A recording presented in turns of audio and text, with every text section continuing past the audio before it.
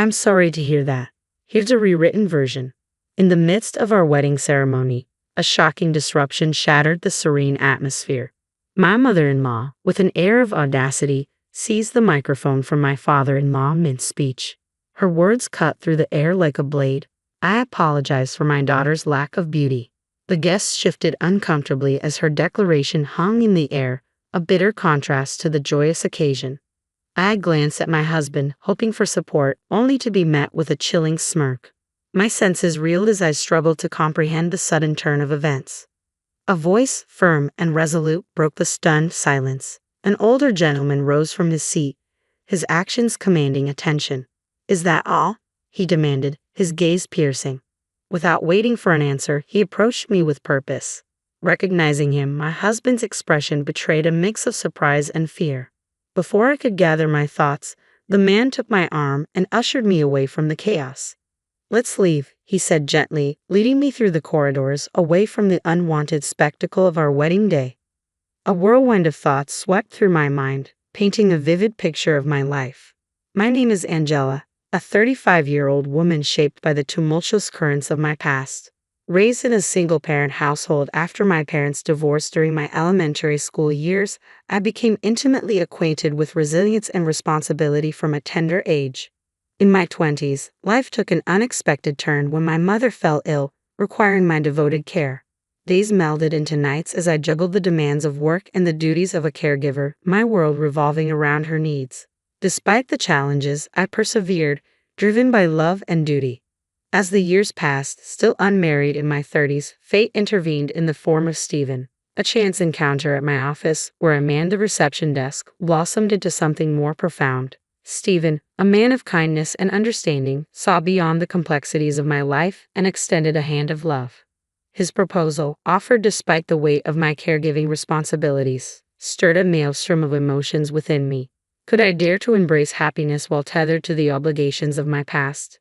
Dope gnawed at my resolve, a relentless companion in the journey of love. Yet Stephen's unwavering support shattered the walls of my uncertainty. With tender words, he laid bare his heart, offering not just a partnership, but a promise of inclusion. "Let us be a family of 3, he proposed, a beacon of light in the darkness of my doubts. Moved by his heartfelt proposal, I made the decision to marry Stephen. However, when we shared the news with our parents, the reactions couldn't have been more contrasting. While my mother overflowed with joy, Stephen's mother, whom we'll call Ruth, responded with cutting disdain. During our first visit to Steve's home as an engaged couple, Ruth's words pierced the air like arrows. "I must be frank, I don't consider a woman from a single-parent family suitable for my son," she declared, her tone laced with contempt. As we embarked on wedding preparations, Ruth's hostility persisted, veiled in sarcasm and barbed remarks. Her comments, dripping with disdain, chipped away at my resolve. Despite her relentless jabs, I held my ground, refusing to allow her insults to go unchallenged.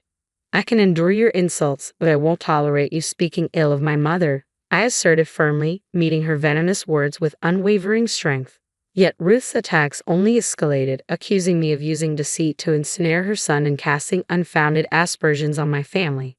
Faced with her baseless accusations, I stood my ground, defending my honor and that of my loved ones. Though the road ahead seemed fraught with challenges, I refused to allow Ruth's bitterness to tarnish the love Stephen and I shared. With each attempt to assert myself, Ruth's venomous retorts intensified, leaving me feeling increasingly powerless. The thought of confiding in Steve crossed my mind, but I couldn't bear to burden him with unnecessary worries as we embarked on our journey into married life. Ruth's audacity reached new heights as she began to meddle in our wedding plans, even intruding upon the sacred ritual of selecting a wedding dress. Standing alongside my husband, she boldly declared her intent to choose the gown herself. Steve, oblivious to the tension, praised his mother's sense of style and eagerly supported her involvement. "I appreciate your gesture, but I want the freedom to choose a dress that resonates with me personally," I asserted gently, refusing to relinquish control over a decision so deeply personal. "I traveled all this way for you, only to be met with disappointment," my mother-in-law lamented, her words dripping with hurt. My husband's immediate defense of her, always swift to side with her, especially when she portrayed herself as the victim, stung deeply. Yet, when it came to the wedding dress, a symbol of my joy and individuality, I couldn't yield. I understand, but I must choose my own dress. This moment is too important to compromise on, I affirmed resolutely, unwilling to sacrifice my vision for the sake of appeasing others. Despite her reluctance, my mother-in-law relented, though her resentment lingered. As the morning of the wedding dawned, her simmering animosity erupted into a shocking display of cruelty. What a dreadful dress! And the veil? Tasteless, she scoffed upon encountering my chosen attire in the dressing room. Her words cut deep, a venomous attack on the culmination of my dreams. Despite my rising distress, I endeavored to maintain composure, determined to sidestep any turmoil on my special day. My mother, who adores sewing, crafted this veil with love. We selected the dress together, and I truly adore it, I explained evenly, hoping to diffuse the tension. But my attempt at peace was shattered as my mother-in-law's eyes widened with fury. In an instant, her calm facade crumbled, replaced by a storm of rage. With a sudden motion, she produced a can of coffee from her purse, unleashing its contents onto my beloved dress. Shock paralyzed me as the dark liquid stained the pristine fabric, rendering it unsalvageable. Desperation gripped me as I reached for a nearby towel, but my efforts proved futile against the irreversible damage. This is the consequence of disobedience, she spat, her voice dripping with malice. With a final decree, she declared my attire unfit for the occasion, leaving me with no choice but to comply with her demands. As she exited the dressing room, her vindictive act hung heavy in the air, a bitter reminder of the power she wielded over my happiness. She must have deliberately brought the canned coffee, plotting to ruin my dress all along, evident from the fact that she had another dress prepared. Fueled by a mix of anger and frustration, I trembled with disbelief at her calculated cruelty. Seeking solace, I retreated to the separate waiting room where my husband awaited, tears streaming down my cheeks as I recounted the ordeal. This is utterly unfair. It's going to cast a shadow over our entire wedding. What would you like me to do about it? He snapped, his frustration palpable. Before I could finish, he cut me off, his voice rising in anger. His sudden outburst mirrored the venomous intensity of his mother's actions. Stunned by his abrupt shift in demeanor, I recoiled, taken aback by the harshness of his words. Yet just as swiftly as his anger erupted, it dissipated, replaced by a sense of remorse. I'm sorry. I didn't mean to lash out like that. I'm just feeling overwhelmed, he apologized, his agitation evident as he wiped beads of sweat from his brow. Despite his apology, a pang of guilt gnawed at me for burdening him with my troubles on such a momentous day. In an effort to diffuse the tension, I opted to lend an ear to my husband's concerns. You seem really stressed. What's going on? I inquired gently, hoping to offer some support. It's a bit chaotic. The CEO of my company unexpectedly decided to attend our wedding. It's a long story, but basically he heard about our wedding from Steven's boss, who happened to meet him here at the hotel. My husband explained, his voice tinged with apprehension. And to top it off, one of my colleagues fell ill last minute, so they invited the CEO to fill in. The coincidence was certainly striking, and I couldn't help but see the potential career implications. It's quite the opportunity. Your skills might just earn you a promotion, I remarked, though I couldn't shake the feeling of frustration at his dismissive tone. Realizing the futility of arguing with him in his current state, I chose to withdraw from the conversation, allowing him to stew in his own thoughts. With the wedding ceremony underway, we exchanged vows atop the hotel's rooftop, the picturesque setting providing a serene backdrop to our union. As the moments passed without incident, a sense of relief washed over me, the earlier turmoil momentarily forgotten. However, the tranquility was short-lived, shattered by the impending family speeches at the reception. My mother-in-law's words cut through the air like a blade, leaving me seething with anger and indignation. Despite my father-in-law's attempts to intervene, she persisted, clutching the microphone tightly as she unleashed her vitriol for all to hear. Just as I reached my breaking point, a middle-aged man rose from his seat with determined resolve, striding purposefully towards me. You don't deserve to endure this, he declared, his gaze fixed squarely on my mother-in-law. Without hesitation, he extended a guiding hand, leading me away from the escalating confrontation. My mother-in-law's outrage was palpable as she recoiled at the interruption to her tirade. However, her fury paled in comparison to the shock that rippled through the room as the man's identity was revealed. Who dares to interrupt my speech? She exclaimed, her indignation faltering as she realized the stature of the man before her. Beside her, Stephen's complexion drained of color as the truth dawned upon him. In a whirlwind of confusion, we hastily retreated from the reception hall, leaving the chaos behind. Sweating profusely and visibly flustered, Stephen struggled to regain his composure as we sought refuge in the relative privacy of the dressing room. "Why is my father here?" I gasped, the revelation sending shockwaves through my already tumultuous world. "That's correct. Stephen's company CEO is also my biological father. The dissolution of my parents' marriage stemmed from irreconcilable differences. Their constant conflicts, exacerbated by their shared workplace, led them to part ways in the belief that it was for my well-being. Despite the divorce, they maintained sporadic contact over the years.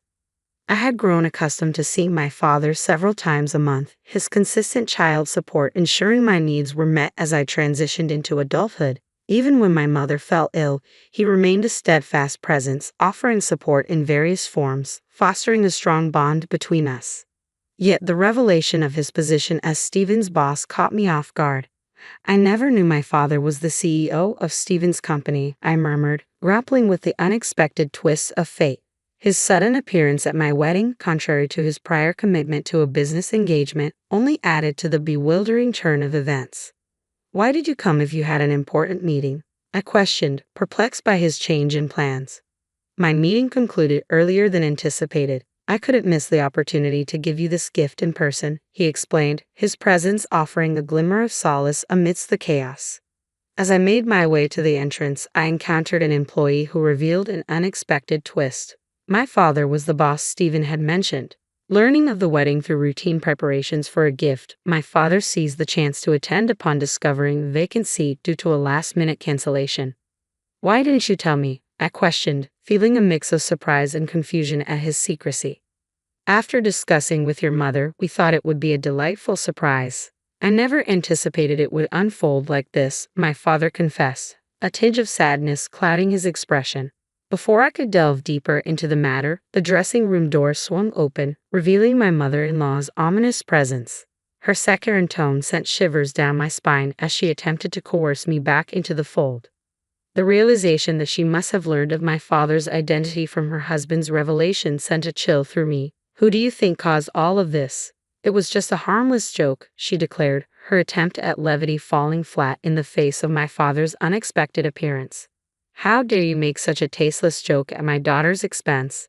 It's unforgivable," my father shot back, his indignation mirroring my own. "What? So, it wasn't a jest after all? You genuinely called my daughter ugly?" My father's confrontational tone left my mother-in-law stumbling for words, her feeble attempts at evasion falling flat.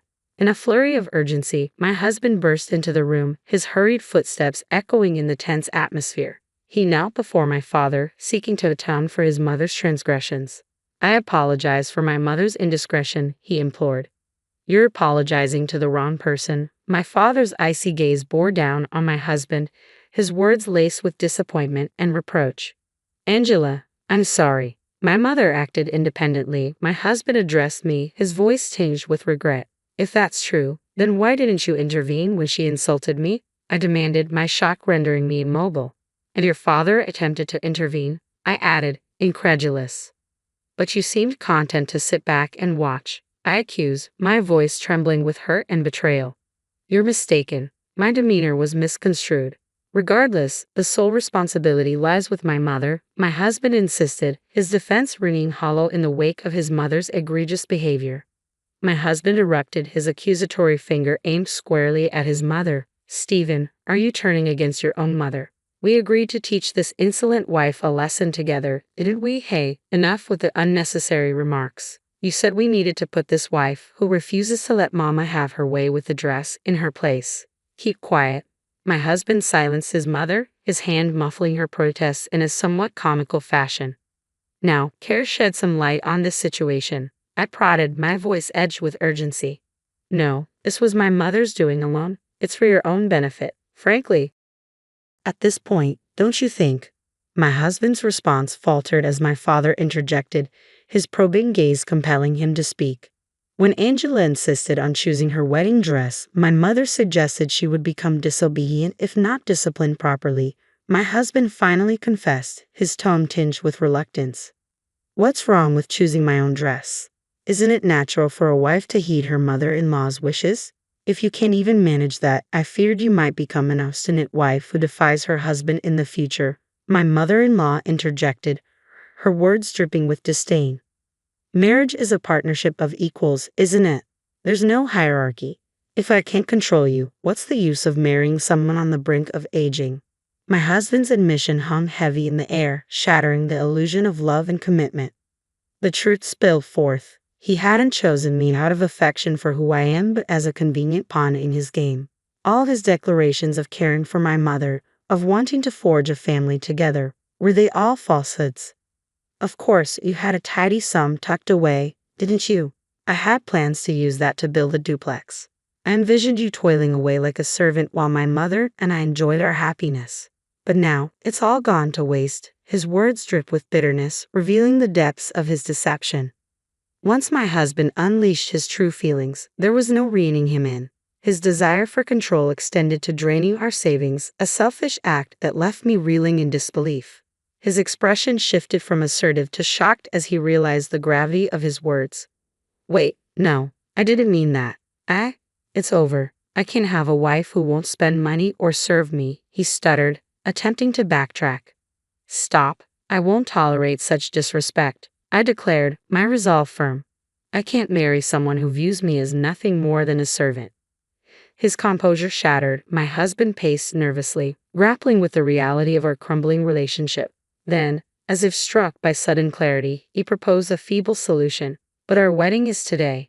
We can't call it off now, he reasoned, desperate to salvage the situation. I'll handle the guests and their gifts. Since your mother's actions led to this, you'll cover the expenses, I countered, refusing to shoulder the blame for his family's interference.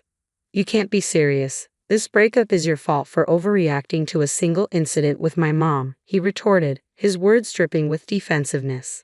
All the hurtful things you've said to me, they're all here, he added, pointing accusingly at me.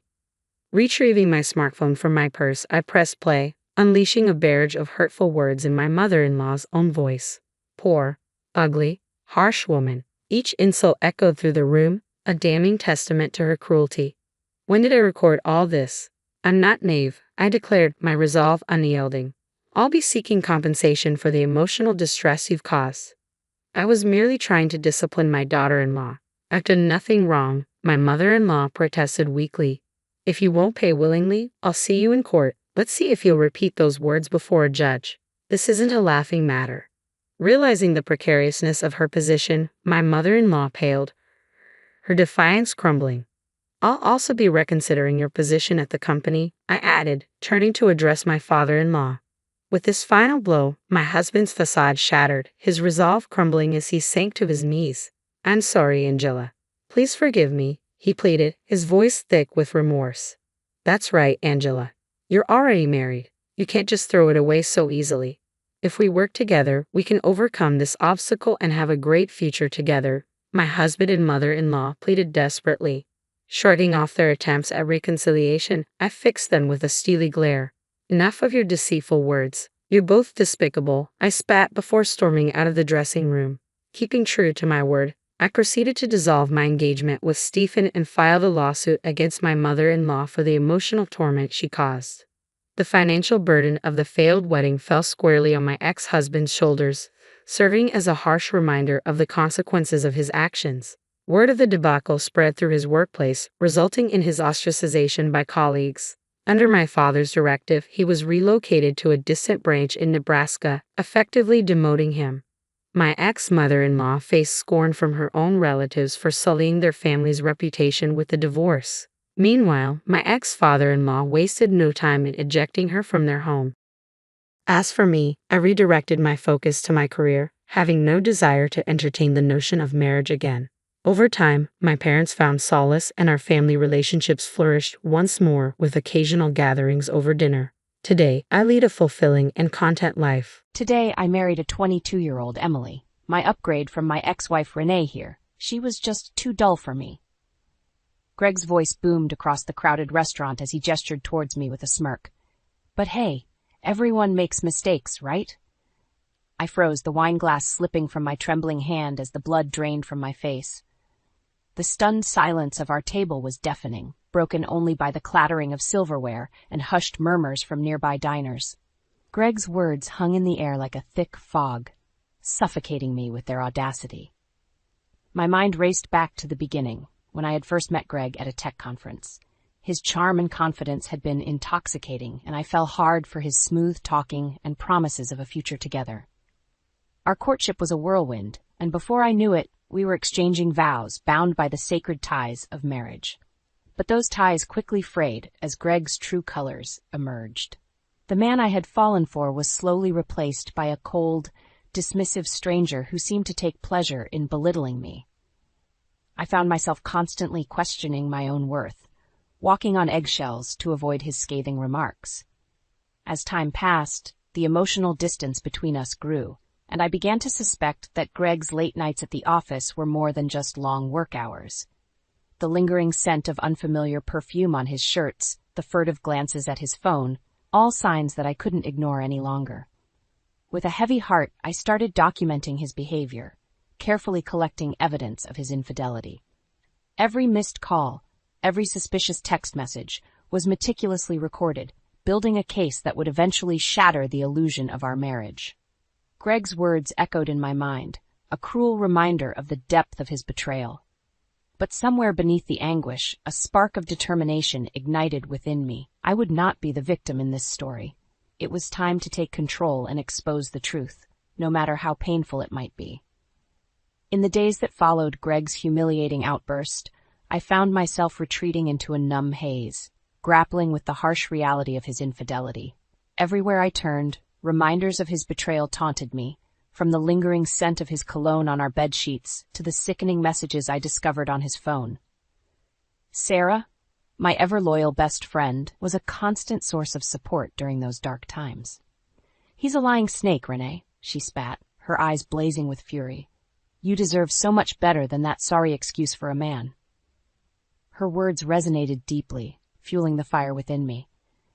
I couldn't let Greg simply discard me like yesterday's trash, not after everything we'd been through. With Sarah's encouragement, I started meticulously compiling evidence. Phone records, credit card statements, anything that could expose his duplicitous ways. Finally, one fateful evening, I decided to confront him head-on. Greg had just returned from one of his late nights at the office, his shirt crumpled and his hair disheveled. "We need to talk," I said, my voice steady despite the churning in my gut. He barely acknowledged me, dismissively waving a hand as he headed for the fridge. "Can it wait, Renee? I'm starving." "No, it can't wait." I slammed the folder of evidence onto the counter, startling him. "Look at these, Greg. Look at what I've found." His eyes narrowed as he flipped through the pages, his expression shifting from confusion to realization. "So you've been spying on me? Real classy, Renee." "Don't try to turn this around on me," I snapped. "You're the one who's been lying and cheating. With Emily, no less." A sly grin crept across his face.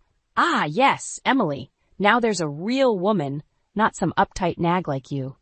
The venom in his words stung, but I refused to back down. "How could you do this to us, Greg? To our marriage?" He let out a derisive laugh. "Our marriage? Please, Renee. That ship sailed a long time ago. I want a divorce, and you're not going to stop me from being happy with Emily." In that moment, the final shreds of my love for Greg withered away, replaced by a burning desire for retribution. He thought he could simply cast me aside and ride off into the sunset with his young mistress? Not on my watch. As Greg stormed out of the room, I clutched the folder close, a determined glint in my eye. This was war, and I intended to emerge victorious no matter what it took. With Greg's bitter words still ringing in my ears, I knew I needed to take action. Sitting idly by while he trampled over our marriage vows was not an option. It was time to fight back, and for that, I needed an ally in my corner. Lisa Turner came highly recommended by a friend, a no-nonsense divorce attorney known for her tenacity. Our first meeting left me feeling empowered, as she laid out the legal avenues I could pursue. "Greg's infidelity gives you grounds for a fault divorce," Lisa explained, her steely gaze fixed on me. "And with the evidence you've gathered, we have a strong case for securing a sizable settlement." A weight lifted from my shoulders. Finally, I had a path forward, a way to make Greg pay for his misdeeds. Lisa wasted no time in filing the necessary paperwork, setting the wheels in motion. In the meantime, I continued documenting Greg's exploits, paying close attention to his finances. It didn't take long to uncover a trail of overspending and questionable purchases. Expensive jewelry, lavish dinners, all likely ploys to woo his young mistress. One fateful afternoon, as I was restocking our fridge at the local grocery store, a familiar figure caught my eye. There she was, Emily, draped in an ostentatious fur coat that likely cost more than my car. Her saccharine smile turned sickly sweet as she sauntered over. "Well, if it isn't the scorned wife," she cooed, her voice dripping with condescension. "Greg told me all about how you've been making his life miserable." My hands clenched into fists as I fought the urge to lash out. "You have no idea what you're getting yourself into, Emily. Greg's just using you." She let out a derisive laugh. "Keep telling yourself that, dear. Greg loves me in a way he could never love a frigid shrew like you." Before I could respond, she was gone, leaving a trail of her sickly sweet perfume in her wake. My blood boiled with rage, fueling my determination to take Greg down once and for all. With Lisa's guidance, we crafted a meticulous plan to expose Greg's deceit and ensure I received every penny I was owed. Financial records, witness statements, even private investigators, no stone would be left unturned in our pursuit of justice. As the court date loomed closer, I found myself filled with a sense of purpose. Greg had made the grave mistake of underestimating me, and now he would face the consequences of his actions. I was no longer the meek, downtrodden wife he had taken for granted. I was a woman on a mission, and nothing would stand in my way.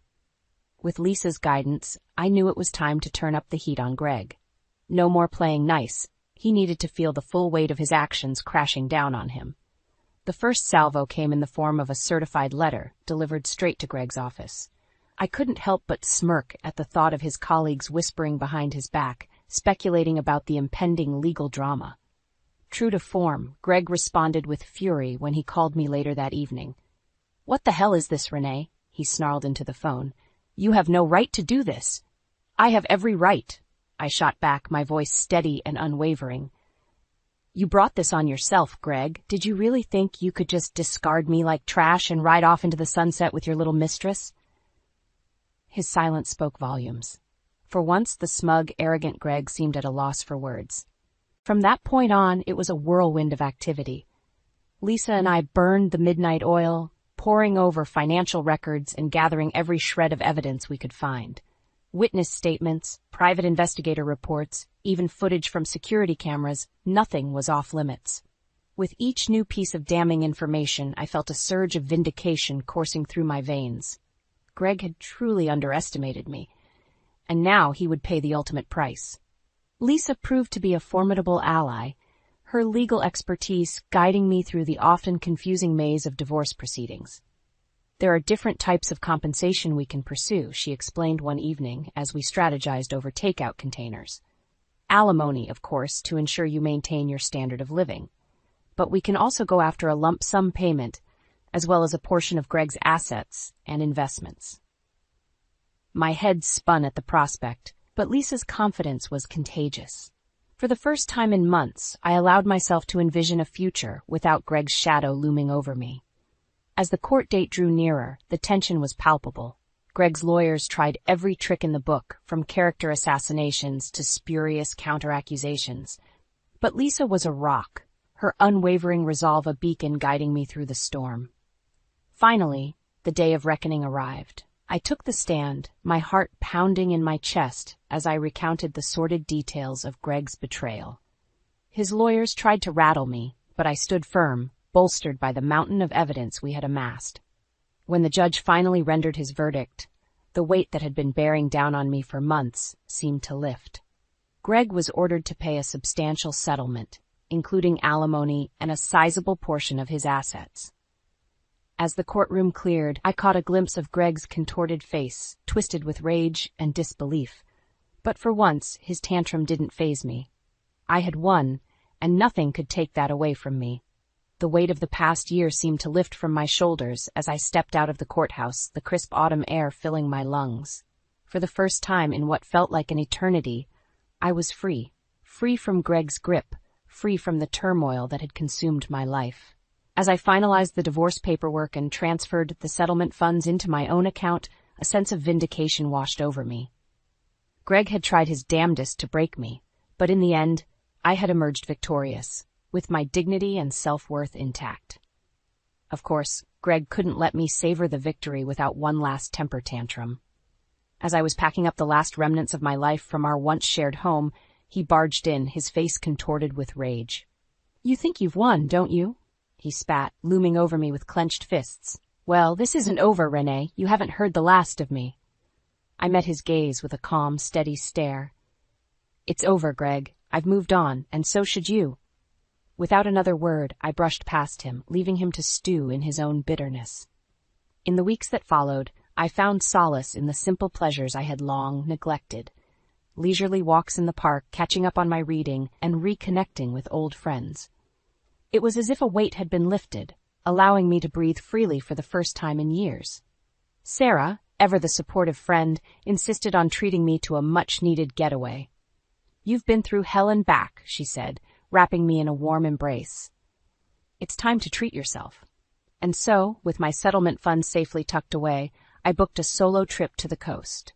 A chance to reset and rediscover the woman I had been before Greg's toxicity seeped into my life.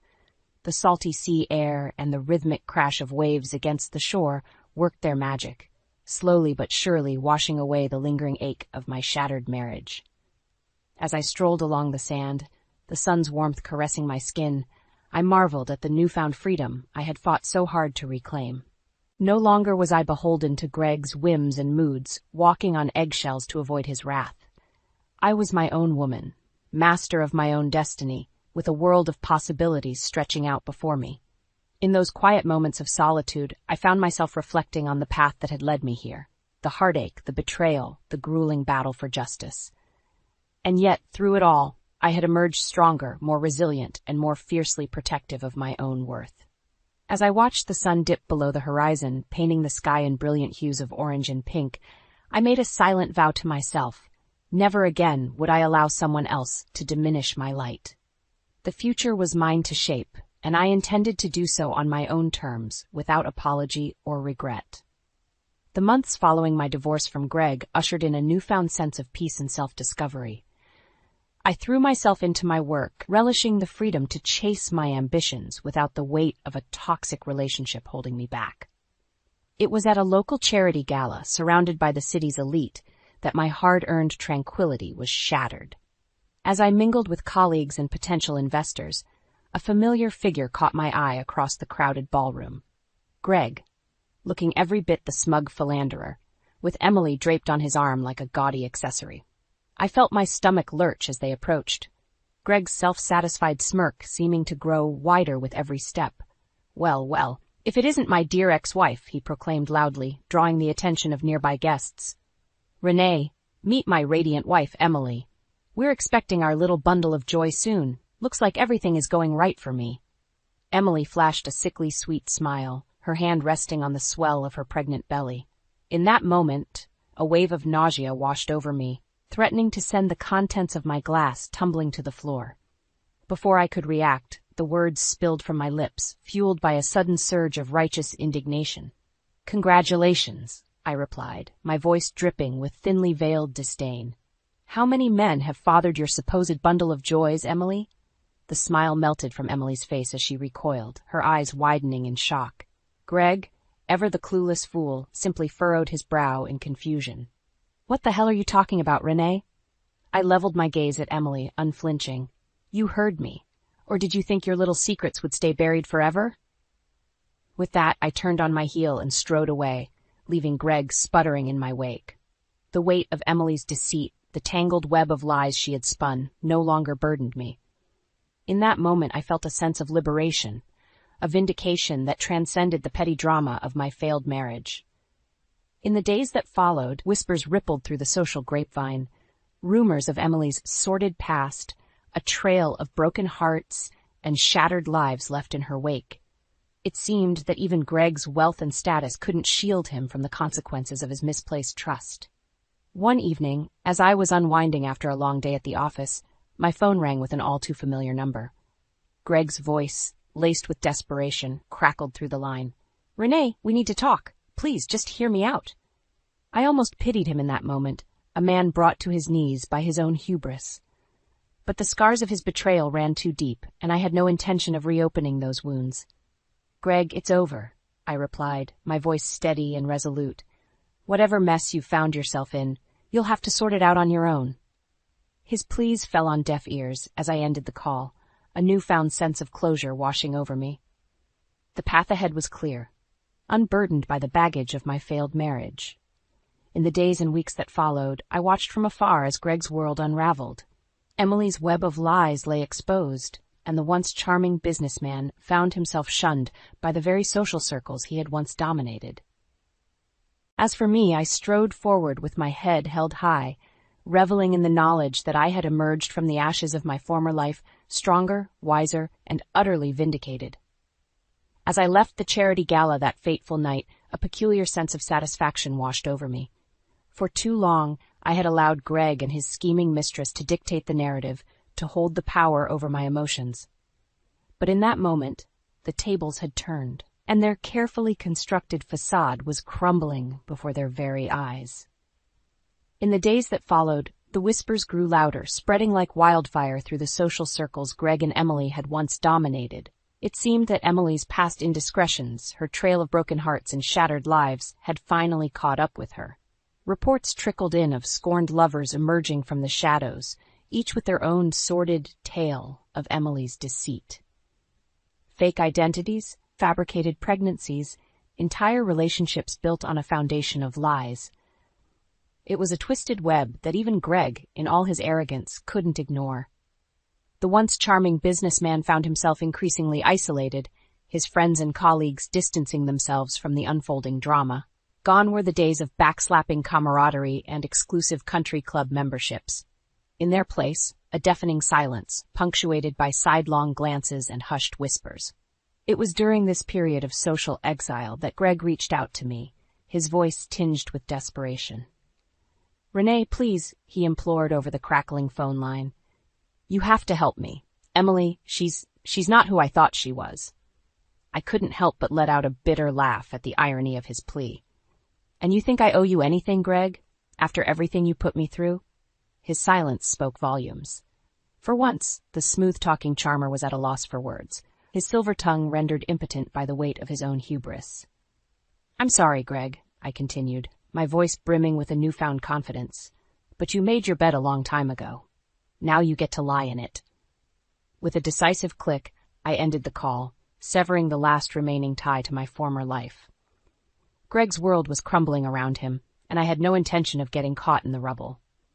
As the weeks wore on, the once powerful couple found themselves increasingly ostracized, their social status reduced to little more than a punchline. Emily's web of lies lay exposed, her carefully curated persona unraveling thread by thread. And Greg, the man who had once so callously discarded me in pursuit of his own selfish desires, was left to pick up the pieces of his shattered life. The lavish lifestyle, the adoring social circle, the illusion of power and prestige, all of it had crumbled in the wake of Emily's deception. For my part, I watched the drama unfold from a safe distance, a silent observer to the karmic retribution that had befallen my former tormentors. There was a certain poetic justice in their downfall, a vindication that transcended mere words or actions. As I moved forward with my life, building a thriving career and nurturing healthy relationships, I couldn't help but feel a sense of gratitude for the trials I had endured. They had forged me into a stronger, more resilient woman, one who would never again allow herself to be diminished by the likes of Greg or Emily. In the end, their twisted games had only served to illuminate my own inner strength, a resilience that had carried me through the darkest of times and into the light of a new, fulfilling chapter. And for that, I would be eternally grateful. 2 years had passed since that fateful encounter with Greg and Emily at the charity gala, 2 years of healing, growth, and hard-earned triumph. As I stood in the sleek, modern office that had become the headquarters of my burgeoning tech startup, I couldn't help but marvel at how far I'd come. What had once been a mere glimmer of an idea, a passion project born out of the ashes of my failed marriage, had now blossomed into a thriving business empire. My innovative software solutions were in high demand, attracting clients from all corners of the globe and securing my financial independence for years to come. Gone were the days of walking on eggshells, of letting Greg's toxic presence dictate my every move. I was the master of my own destiny now, calling the shots and shaping my future with an unwavering determination. As I navigated the bustling office, exchanging friendly banter with my dedicated team of employees, I couldn't help but feel a sense of pride and accomplishment. This was my legacy, built from the ground up through sheer grit and resilience. Of course, the road to success hadn't been an easy one. There had been countless late nights, nerve-wracking pitches to skeptical investors, and more than a few setbacks along the way. But each obstacle had only served to fuel my determination, reminding me of the depths I had been forced to climb from. In stark contrast to my own ascent, Greg's fortunes had taken a decidedly different turn. Word had trickled down through the grapevine that he was now persona non grata in the business world, his once sterling reputation tarnished beyond repair by the fallout from Emily's deception. Jobless and shunned by his former social circles, Greg had become little more than a cautionary tale, a reminder of the perils of unchecked arrogance and poor judgment. Part of me almost pitied the man, reduced to a mere shadow of his former self. Almost. The truth was I had long since moved past any lingering bitterness or resentment towards my ex-husband. His actions, while reprehensible, had ultimately served as the catalyst for my own personal revolution, forcing me to shed the shackles of my former meek existence and embrace the strong, self-assured woman I had become. As I stepped out onto the balcony of my corner office, taking in the breathtaking view of the city skyline, I couldn't help but feel a sense of profound gratitude for the winding path that had led me here.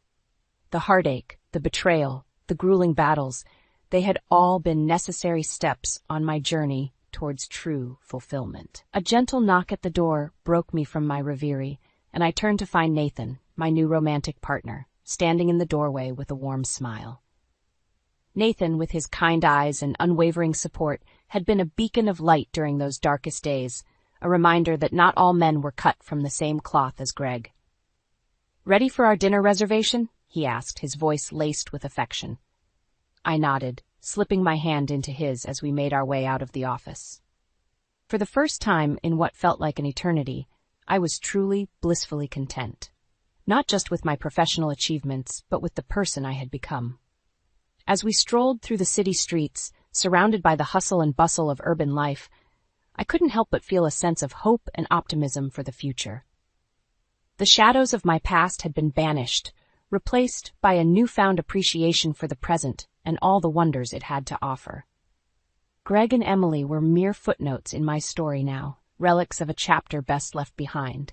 The path ahead was mine to forge, unencumbered by the weight of past mistakes or regrets. And with each step forward, I felt myself growing stronger, more resilient, and more confident in my ability to conquer whatever obstacles life might throw my way.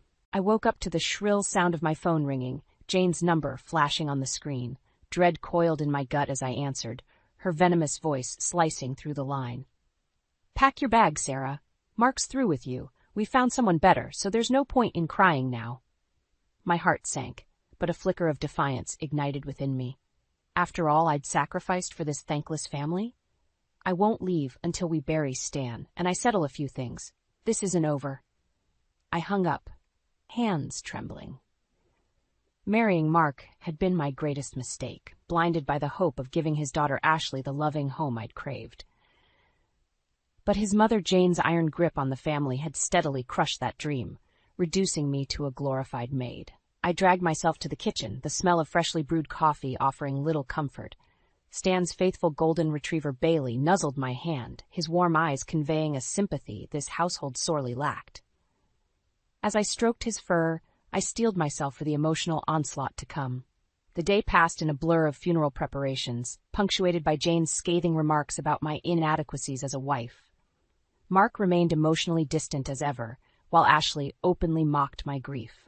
Only Stan's hallowed presence in the silent casket brought me solace. At the wake, I found myself unconsciously gravitating towards Stan's bedside photographs, treasured images of the loving grandfather he'd been before illness stole his vitality. In those final months, our bond had blossomed from my role as his caregiver into a friendship forged by shared suffering. Amidst the hushed condolences, a firm hand squeezed my shoulder. I turned to see Lawyer Jenkins, Stan's trusted confidant, his somber gaze conveying a world of meaning. "He prepared for this," he murmured. "We'll discuss it soon." Those cryptic words offered a glimmer of hope, but Jane's incendiary glares reminded me that this family's axe would fall swiftly upon me once the niceties concluded. Perhaps Stan had foreseen their treachery and made provisions, a lifeboat in this turbulent sea of heartbreak and deceit. As mourners trickled out, I lingered beside Stan's casket, gently brushing away a stray tear. Though the path ahead seemed bleak, a renewed determination took root. Whatever storm loomed, I would weather it with the same resilience that had carried me through life's earlier tragedies. Stan's gruff voice echoed in my mind. "You're tougher than you look, kid." With a steadying breath, I vowed to honor the faith he'd placed in me, no matter how turbulent the days ahead might be. I settled onto the worn couch, cradling a steaming mug of chamomile tea. Even its soothing aroma couldn't dispel the ache that had taken root ever since that dreadful phone call. As the rain pattered against the window, memories of my tumultuous past resurfaced, unbidden. "Sarah, honey, you've got to pull yourself together." My Aunt Maggie's voice rang in my ears, as clear as the day I'd arrived on her doorstep at 16, clutching the tattered remnants of my childhood. "Your folks wouldn't want you moping around feeling sorry for yourself." I'd nodded numbly, my parents' sudden passing still an open wound. With no other family, Aunt Maggie had taken me in, her tough love the anchor that kept me from drifting entirely. Those first few years had been a blur of grief counseling, part-time jobs, and fighting to keep my grades up amid the emotional turmoil. But Aunt Maggie's watchful guidance, coupled with an indomitable will I'd inherited from my father, had propelled me through the darkness. "You've got to make your own way, kid," she'd said gruffly, stubbing out her cigarette. "The world ain't gonna hand you nothing on a silver platter." Her words had rung true through the grueling years of physical therapy school, working double shifts at the diner to make ends meet. But I'd clawed my way to the top, fueled by a burning drive to craft the stable life I'd been denied. That's what had drawn me to Mark. His daughter Ashley's haunted eyes had mirrored my own orphaned youth. I'd been determined to spare her the same loneliness that had nearly consumed me, resolving to create the nurturing family I'd craved. How tragically those noble intentions had been perverted by the corrosive influence of Mark's mother Jane and her incessant belittling. With each snide remark, each deliberate slight, she'd chipped away at my sense of self-worth. "Did you really think someone like you could be part of our family?" Her nasal whine grated in my mind's ear. "You're nothing but a charity case, letting us support you out of pity." I forced the memory away, fingers tightening around the ceramic mug. Jane's disdain had only been exacerbated by Ashley's escalating cruelty. My treasured childhood keepsakes inexplicably misplaced, the framed photos of my parents somehow accidentally shattered. Mark had been my sole ally in those dark days, his smiles and squeezes of reassurance the only thing anchoring me amidst the emotional tempest. Yet even his support had waned as the years wore on, his commitment to appeasing his domineering mother slowly eclipsing the vows we'd sworn. I sipped the tea, its warmth a fleeting comfort. While the path before me seemed daunting, Stan's parting words remained a rallying cry. I may have been the underdog, battered and browbeaten, but the same fighting spirit that had delivered me through life's earlier trials was still alive. "This isn't the end," I murmured aloud, as if uttering the vow could render it real. Not by a long shot. Whatever treachery Jane and her cohorts had concocted, I would meet it head-on with the same resilience that had defined my journey. They'd sown the wind through years of emotional torture. Now it was time to reap the whirlwind. The rhythmic beeping of the machines provided a somber soundtrack as I gently sponged Stan's withered arms. His labored breaths rattled in the stillness of the bedroom we'd converted into his sick room. "Easy there, kiddo." His gravelly voice broke the silence, his trembling hand patting mine. "You've got to take it easier on yourself. Jane and that wretched brood of hers aren't worth this much fuss." I managed a weary smile, brushing a damp strand of hair from his brow. You know I can't do that, Stan. You're the only one in this family who's treated me like, well, family. He harumphed, those rheumy eyes holding a glimmer of tenderness. Ain't no fault of yours this sorry lot turned out so sour. If I could do it over again. His voice trailed off with a wistful sigh. In those unguarded moments, I caught fleeting glimpses of the past that weighed so heavily on him, the long hours invested in his medical practice, the slow fracturing of his household as his wife and children's bitterness took root. I won't let you bear this burden alone, I said firmly, meaning every word. Stan's gruff humanity amidst the relentless cruelty had been my sole lifeline these past few years. He squeezed my hand, his gaze earnest. Mark's gonna try to turn you out soon as I'm gone. You know that, don't you? Already got the papers drawn up to cast you aside like some busted piece of equipment. First, my throat tightened at the casual viciousness, but I gave a resolute nod. Then we'll just have to make sure that doesn't happen. A ghost of a smile played across Stan's lips as he patted my hand again. Let me tell you a little story about this prissy little tax inspector who came sniffing around a few years back. I settled in to listen, savoring these moments of wry camaraderie and hard-fought wisdom. Whatever challenges loomed, having Stan in my corner was the greatest reassurance I could ask for. In the days that followed, I doubled my efforts to ease Stan's discomfort, our conversations taking on a bittersweet poignancy. Whether regaling me with pranks from his medical school days or offering nuggets of unexpected life advice, he seemed determined to share every scrap of himself before the end. The night I found him slumped over his bedside table, I thought my world had shattered irrevocably. "Stan! Stan!" I shook his shoulders frantically until those eyes flickered open, his breathing shallow. He gripped my arm with surprising strength, his gaze boring into mine. "Sarah, you listen to me, you hear? I'm leaving you set up proper." A racking cough cut him off as I fumbled for the emergency call button. "Save your strength, Stan. The paramedics are on their way." He wheezed, mustering what little remained of his formidable will. "Don't." Another cough racked his brittle frame. "Don't let them." I squeezed his hand, blinking back hot tears. "I won't, Stan. I promise." Those cloudy eyes held mine for a heartbeat longer before rolling back in his head. Grief engulfed me, yet within its depths smoldered a renewed determination, a promise to honor his faith and make good on those vows, no matter who stood in my way. His final, wheezing exhalation marked the end of an era and the beginning of my war against those who would see me crushed. The days blurred together into an endless cycle of medications, sponge baths, and Stan's labored breathing. I clung to his bedside, savoring each lucid moment like a priceless gem amidst the fog of his deterioration.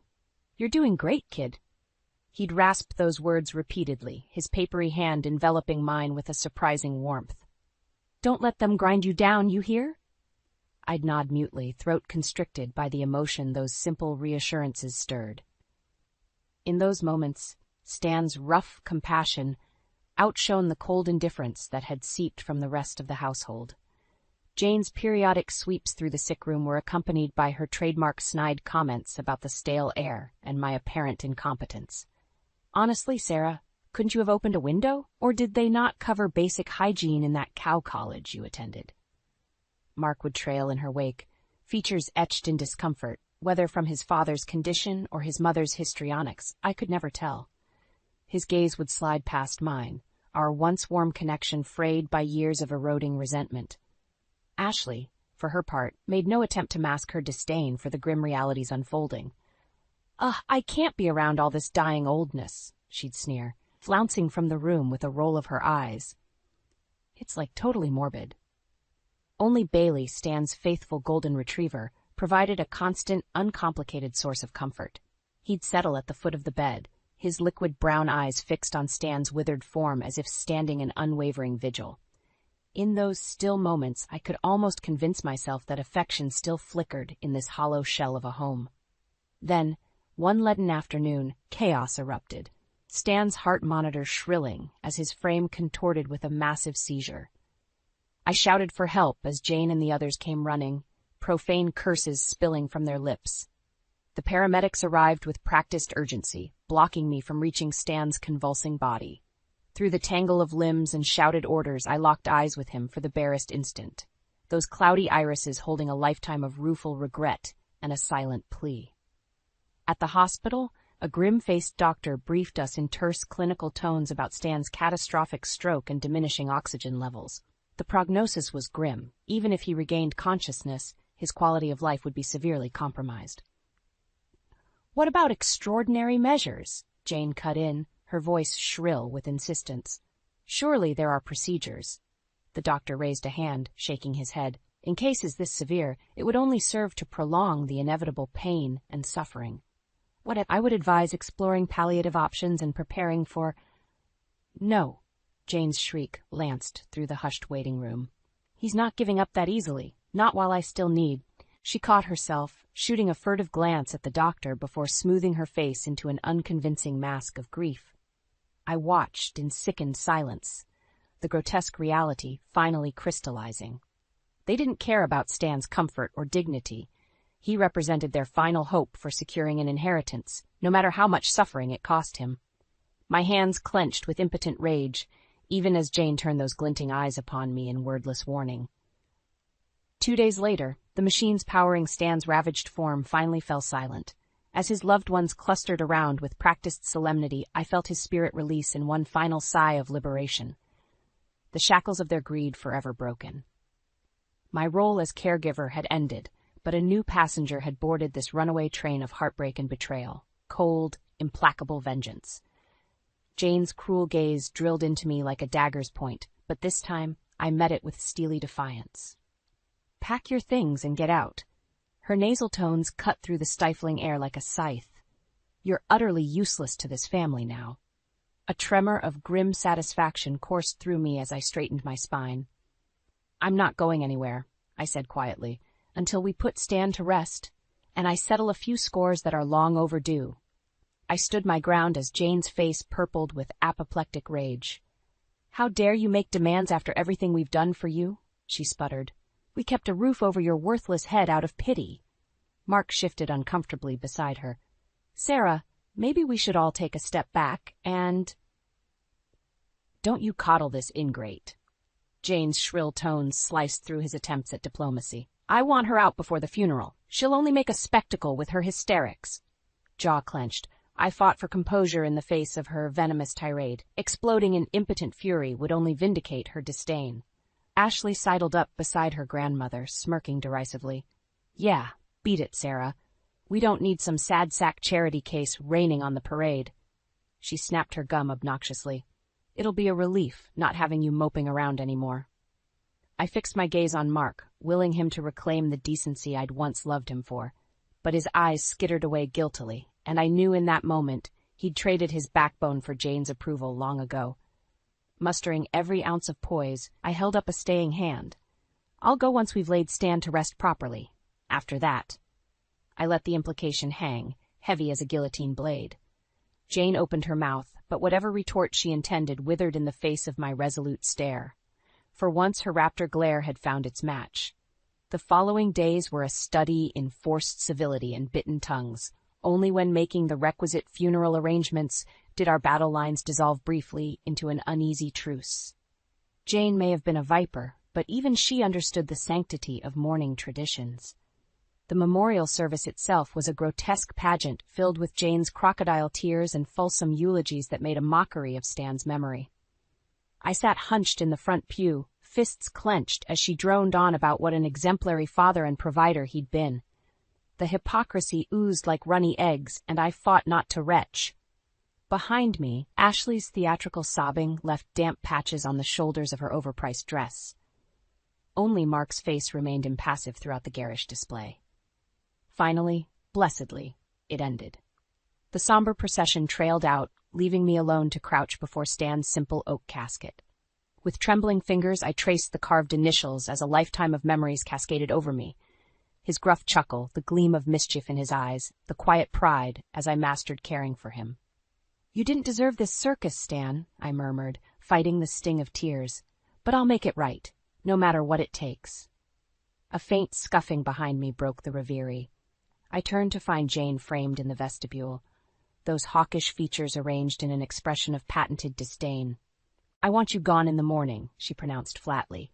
The lawyers will be in touch about finalizing the inheritance? My voice sliced through her words like a scalpel. Yes, I imagine there's much to discuss on that front. Her brows knitted in bewilderment as I rose fluidly and brushed past her without a backward glance. Let the crones stew in impotent confusion for now. Soon enough, the tables would spin with such ferocity that even her unfeeling heart would reel. Tomorrow was the first day of a new future, one built from the wreckage of their betrayal. I only hoped Stan could see it unfurl from whatever tranquil beyond he now occupied. As I exited into the brisk evening air, Lawyer Jenkins materialized from the shadows like a wizard conjuring from the mist. "Shall we take this to my office, Miss Turner?" he murmured, those glinting eyes holding a universe of secrets. I nodded curtly, falling into step beside him as the sky surrendered to an inky everfold of possibilities. A tense silence hung in the air like a suffocating fog as we assembled in Lawyer Jenkins' austere conference room. Jane's eyes bored into me with the intensity of a laser cutter, daring me to make the first incendiary move. Mark shifted uncomfortably in his seat, loosening his tie as beads of sweat gathered on his furrowed brow. For once, the smug veneer had cracked to reveal the fissures of doubt gnawing beneath. Ashley was a study in affected nonchalance, idly buffing her nails as if this legal showdown was merely an inconvenient hiccup delaying her next Instagram selfie session. I met their subtle provocations with an impassive mask, allowing the weight of their impatience to escalate the slow drip of unease. Finally, Jenkins cleared his throat and slid an official-looking dossier onto the table's polished surface. If we could attend to the matter at hand. He lifted his gaze to Jane, who was practically vibrating with accusatory zeal. "This is outrageous!" She sliced the stale air with a bony finger. "That woman has hoodwinked you into some kind of illegitimate inheritance claim using God knows what lies about my poor Stan's mental faculties." Mark opened his mouth, but she barreled forward with the force of an avalanche. "We have documentation proving our legal standing as next of kin. Whatever schemes she's concocted, they won't stand up to." "Madam," Jenkins' mild tone nonetheless carried an adamantine edge, "if you'll permit me." He withdrew a sheaf of papers, placing them squarely before Jane's mottled glare. "These are the legal adoption papers signed and notarized by your late husband over a year ago. They clearly state his intentions to establish Miss Turner as his legal heir and beneficiary." You could have heard a pin drop in the ringing silence. Jane's mouth worked furiously, but only garbled stammers emerged. Across the table, understanding bloomed like a cesspool on Ashley's face as she gaped at the documents in revulsion. "No." The whisper was a strained rasp of disbelief. "That crazy old bat couldn't have." Jane slammed her fist on the table with a meaty thump, sending a litter of pens skittering. "It's a forgery.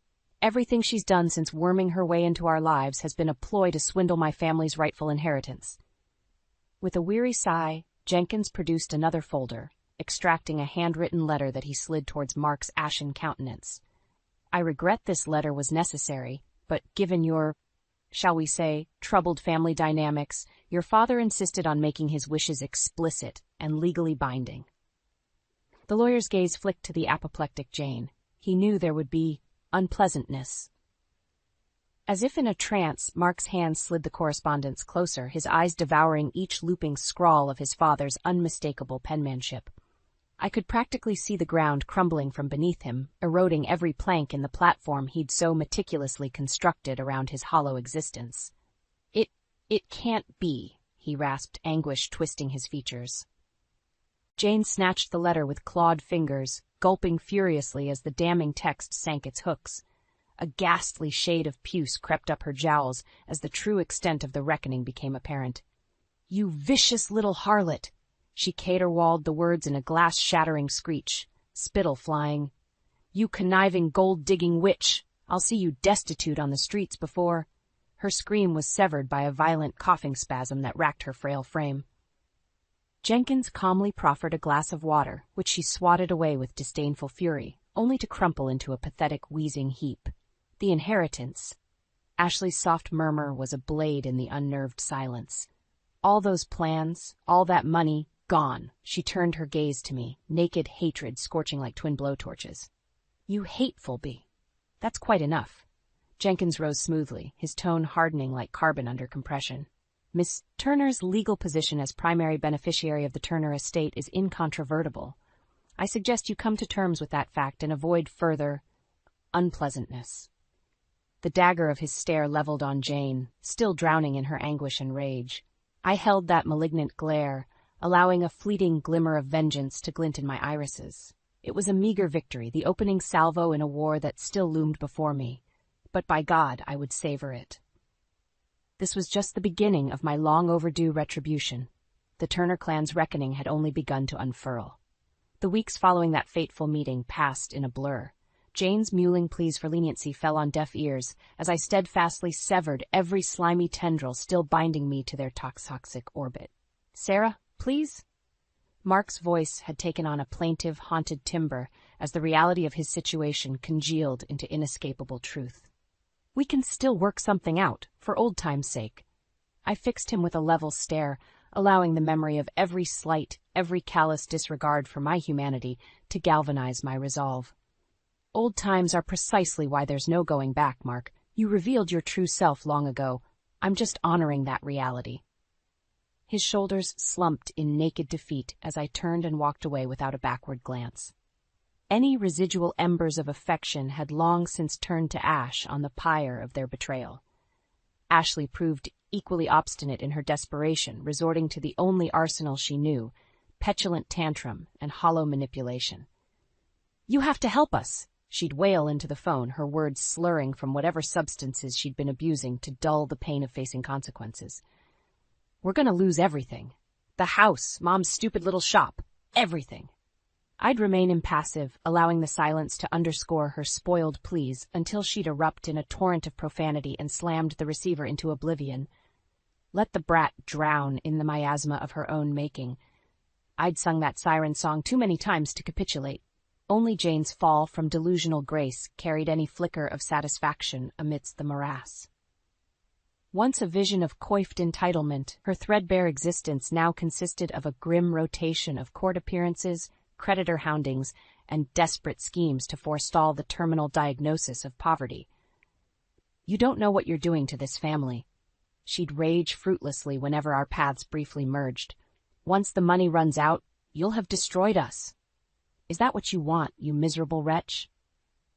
I'd simply gaze at her impassively until her tantrum momentum burned itself out, leaving her haggard and panting on the cold reality of her own poor life choices. It took months, but slowly the tumorous mass of their financial ruin metastasized. The estate dwindled to a parody through reckless borrowing, till even the rambling house I'd endured so much misery within was repossessed. The day the moving vans rolled up to dispossess them of the roof over their heads, I felt nothing. No elation, no pity, no scintilla of regret, just emptiness. Through the plate glass window, I observed Jane's waxen pallor as the last vestiges of their tawdry legacy were boxed and hauled to parts unknown. Beside her, Ashley openly wept, huge, gulping sobs of the perpetually indulged. If I squinted, I could almost discern the faintest shimmer of a smile haunting Mark's hollow features. Some tiny fragment of his soul had welcomed this karmic absolution, this cleansing gale scouring the rot from his cloistered existence. As the trucks rumbled away, belching diesel exhaust, I allowed a fleeting reverie, Stan gazing down with a craggy half-grin and an approving nod for the protégé who'd carried his final sacred trust to its inexorable conclusion. The sun dipped low, banishing the departing caravan of change in ruddy brilliance. A new era beckoned on the molten horizon, and I turned to greet it with a lightness I'd never permitted myself in this waking purgatory. In the distance, a solitary bird issued a soaring, hopeful cry of liberation. Or perhaps it was merely the rusty gate of my personal jail finally swinging wide. The crisp autumn breeze carried the faint tang of wood smoke as I pulled into the parking lot of Riverside Rehabilitation Center. My pulse quickened with a mixture of reverence and determination. This hallowed ground represented so much of what I'd sacrificed, but also the promise of a new beginning. As I strode through the gleaming lobby, well-wishers and former colleagues emerged like a receiving line of ghosts. Polite smiles and handshakes blurred in a kaleidoscope of vague familiarity, until finally, mercifully, I found myself ensconced in the hushed sanctuary of my new office. The diplomas and certifications arrayed on the walls seemed to gaze upon me with mute approval. Reverentially, I traced the raised lettering of my physical therapy credentials, hard-won talismans that had been denied their full potential for far too long. A gentle rap forestalled any more introspection. Marcy, the center's merrily plump administrator, poked her head through the door with a warm smile. "All settled in and ready to get cracking, I see. Wonderful to have you back on the team, Sarah." I returned her smile, the first genuine one to grace my lips in recent memory. "It's great to be back home where I belong, Marcy, though I can't promise there won't be some adjustments." She gave me an appraising look, eyes twinkling with humor. "I have it on good authority. Those famous Turner stubbornness genes have been passed along to the next rightful heir." A hearty chuckle escaped before I could stifle it. How strange and wondrous to experience such uncomplicated camaraderie again, without the lingering stain of bitterness souring every human interaction. As Marcy's ample form retreated, I settled into the supple leather chair and allowed my gaze to roam the empty office that would soon become the launchpad for my own personal renaissance. After years treading the threshing floor of misery and despair, I now commanded the territory of my own redemption. The hours melted away in a flurry of unpacking, form filing, and preparation for the imminent influx of new patients. With each passing minute, I felt the weighty shackles of my imposed identity steadily loosening their rusted grip. Sarah Turner, beleaguered ex-wife and victim. Those ashes had fueled the fire that would give rise to the radiant, self-actualized phoenix emerging from the cindered residue of oppression. I straightened the simple nameplate centering my new desk, permitting a sense of hard-won pride. The low December sun bathed the room in a warm, rosy glow as the day's final appointment wrapped up. I lingered for a few stolen moments, breathing in the atmosphere of freedom and purpose that still carried a heady novelty. A kernel of wistfulness tugged at the corners of my heart as I traced the names and numbers meticulously scrawled in the logbook, each one representing a battered psyche or broken body yearning to be made whole again. The whir of tiny wheels preceded Ruthie, the center's endearingly chatty custodian, as she trundled her cart full of cleaning supplies through the doorway. "You're still here, honey?" she asked with a sunny smile. "Figured you'd be halfway to that fancy new condo you're moving into by now, with all the celebrating I'd bet you've got planned." I chuckled at her irrepressible assumptions. "Nothing too fancy, Ruthie. Just taking my first real deep breaths of freedom." The older woman's eyes crinkled in empathy as she nodded. "Ain't no better feeling in this world, sweetie. You just keep on breathing that good air and letting the light shine on that pretty face again." As she bustled onward in a wake of lemon-fresh fragrance, I allowed those simple words of hard-won wisdom to permeate my very core.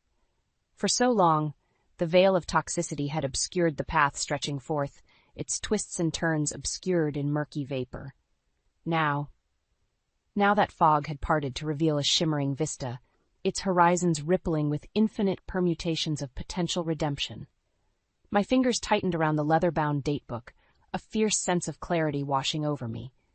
No more hesitation or existential pondering, no more cowering in shadowed corners. This was my life's chronicle. And from this chapter forward, its pages would blaze with the brilliance of 1,000 conquering suns. I stared at Lucas in disbelief, his words a knife twisting in my gut. "You want a divorce? Because of her?" I gestured towards the young woman beside him, her cold eyes appraising me with disdain. Lucas shrugged nonchalantly. "Emily understands me better than you ever did. She's not some washed-up housewife living in the past." My throat constricted as I fought back tears. How could the man I'd loved, the one I sacrificed so much for, treat me this way? "But, after everything we've been through together—" "Oh, spare me the waterworks," he sneered. "You knew this was coming. We've been over for years." He held out the divorce papers, his lips curling into a smirk. "Just sign, and we can make this quick and painless." Numb, I reached for the papers with a trembling hand. A part of me wanted to fight, to scream and rage against this injustice, but the rest of me felt utterly defeated, crushed by the weight of his callous betrayal. As my shaky signature marked the end of our marriage, Lucas snatched the papers back, his eyes already dismissing me. "There, that wasn't so hard, was it? Emily and I will take the house, of course. You can keep whatever scraps you want." I flinched at his cruelty, memories of happier times flickering through my mind like a cruel taunt. How had we fallen so far? Later that night, I packed what little I could into a battered suitcase, tears streaming down my face. This house, which I had poured my heart and soul into making a home, now felt like a hollow shell, devoid of warmth or love. As I dragged my belongings to the door, I caught a glimpse of the faded family photo on the wall. A happier time when Lucas's smile had been genuine, and his eyes held nothing but adoration for me. A bitter pang of loss twisted in my chest. I was truly alone now, cast aside like worthless trash. The harsh reality of my situation hit me like a physical blow, and I sank to the floor, overcome by the overwhelming sense of despair and betrayal. The days that followed passed in a blur of misery. I found myself in a dingy one-bedroom apartment, the bare walls and stained carpets a far cry from the comfortable home I'd known. Each night I lay awake, haunted by the memory of Lucas's cruel words and the sting of his betrayal. Survival became a daily struggle. With no job and a rapidly dwindling savings, I was forced to take on whatever menial work I could find, waitressing, cleaning houses, anything to keep a roof over my head. The indignity of it all was a bitter pill to swallow, but I had no choice but to endure. One evening, as I dragged my weary body to the laundromat, a kind-eyed elderly man offered me a warm smile. "Rough day?" I managed a weak nod, too exhausted to muster a response. "I'm Walter," he said, his voice gentle. "You look like you could use a friend." Normally, I would have brushed off such an overture, but something about Walter's genuine concern broke through the shell I'd built around myself. Before I knew it, I found myself pouring out the sordid tale of Lucas's betrayal, the words tumbling out in a torrent of pent-up anguish. To my surprise, Walter listened with patient understanding, his kind eyes reflecting a depth of empathy that touched my soul. "That scoundrel doesn't deserve a woman like you," he said, his voice tinged with righteous indignation. In that moment, I felt a flicker of something I hadn't experienced in far too long. Hope. Perhaps I wasn't as alone in this world as I'd thought. Over the following weeks, Walter became a constant presence in my life, offering a listening ear and a shoulder to lean on. Bit by bit, I found myself opening up to him, drawn to his gentle wisdom and unwavering kindness. One day, as we shared a cup of coffee in his immaculate suburban home, Walter revealed a startling truth. "You know, I knew your mother many years ago," he said wistfully. "We were very close, once upon a time." My breath caught in my throat as he regaled me with tales of my mother's vivacious spirit and unwavering strength, painting a picture of a woman I'd never truly known. With each anecdote, I felt a newfound connection to my roots, a sense of belonging I'd been desperately craving. As Walter's story unfolded, an even more shocking revelation came to light. He was my estranged father, torn from my mother's life by the cruel whims of fate. Tears stung my eyes as he expressed his deep regret for missing out on so many precious years, his voice thick with emotion. In that moment, I realized that Walter was more than just a kind stranger. He was a lifeline, a beacon of hope in the darkest of storms. And as I gazed into his eyes, so much like my own, I knew that together we could weather any tempest that lay ahead. Walter's revelation hit me like a ton of bricks. My estranged father, the man I'd longed for my entire life, had been right here all along. A flurry of emotions swirled within me. Joy, anger, disbelief. But above all else, a profound sense of relief washed over me. I wasn't alone in this world after all.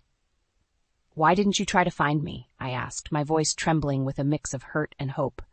Walter's eyes were heavy with remorse. "I did try, for years, but your mother, she made it clear she wanted a clean break.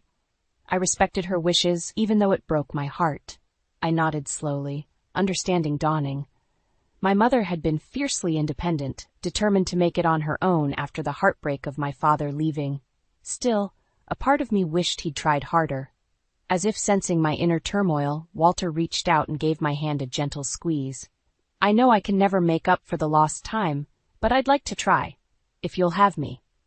In that moment, I made a decision, one that would change the course of my life forever.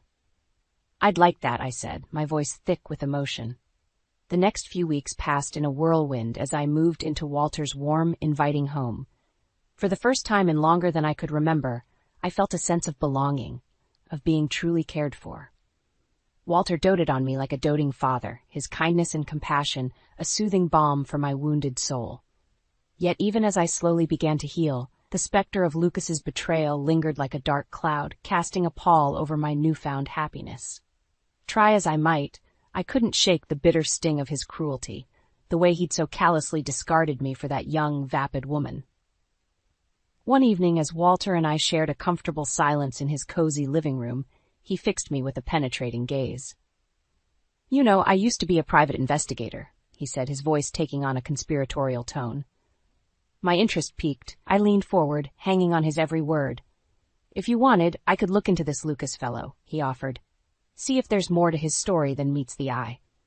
A spark of determination flickered within me. Could this be my chance to finally uncover the truth, to expose Lucas for the lying snake he was? I squared my shoulders, meeting Walter's gaze with steely resolve. "Do it," I said, my voice laced with conviction. "I want to know everything." From that moment on, Walter became my ally, my co-conspirator in uncovering the sordid depths of Lucas's deception. Together, we pored over records, followed leads, and slowly but surely, a shocking picture began to emerge. It turned out that Lucas's infidelity was just the tip of the iceberg. He'd been embezzling funds from his company for years, using the ill-gotten gains to finance his lavish lifestyle and fund his trysts with Emily. That vapid woman wasn't just his mistress. She was his partner in crime, leeching off his stolen wealth like a parasite. As the evidence mounted, a newfound sense of purpose coursed through my veins. This wasn't just about revenge anymore. It was about justice, about exposing the truth and watching their carefully constructed facade come crumbling down around them. With Walter by my side, I knew I had the strength to face down my demons and reclaim the life that had been so callously torn from me. The battle lines were drawn, and I was ready for war. With the truth about Lucas's misdeeds laid bare before me, a newfound sense of purpose took root within my soul. No longer was I the meek, downtrodden woman he had so callously discarded. I was a woman reborn, fueled by a righteous fury that burned brighter with each damning revelation.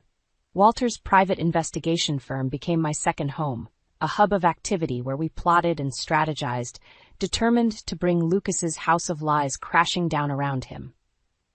Day after day, I immersed myself in the work, poring over financial records and piecing together the intricate web of deceit he had spun. With each new piece of evidence we uncovered, I felt my confidence growing, the shackles of self-doubt that had once bound me falling away. I was no longer the naive, trusting wife blinded by love. I was a force to be reckoned with, armed with the truth and an unwavering resolve to see justice served. "You're a natural at this," Walter would often remark, a hint of pride in his voice as he watched me methodically dissect the case files. "Like you were born for it." And indeed, I found myself thriving in this new environment, my analytical mind reveling in the challenge of unraveling the tangled threads of Lucas's misdeeds. It was as if a part of me that had lain dormant for years was finally awakening, stretching its wings and embracing the thrill of the hunt. Yet, even as we built an ironclad case against Lucas and his co-conspirator Emily, a part of me hesitated, torn between the burning desire for vengeance and the lingering embers of the love I had once felt for him. "What do you plan to do with all this?" Walter asked one evening, his steady gaze fixed on me. I faltered, the weight of the decision bearing down on me like a physical force. I don't know," I admitted, my voice wavering. "Part of me wants to see them pay for what they've done, to watch their lives crumble the way they destroyed mine. But another part—" Walter nodded in understanding, his eyes kind yet resolute. "Whatever path you choose, I'll stand by you. But remember, Jennifer, this is about more than just revenge. It's about reclaiming your life, your dignity, and ensuring they can never hurt anyone else the way they've hurt you." His words resonated deep within me, stoking the embers of my determination. He was right. This wasn't just about settling a personal score. It was about righting a wrong, about exposing the truth and ensuring that the scales of justice were balanced once more. With a renewed sense of purpose, I squared my shoulders and met Walter's gaze head-on. "You're right," I said, my voice steady and unwavering. "It's time to bring them down, once and for all."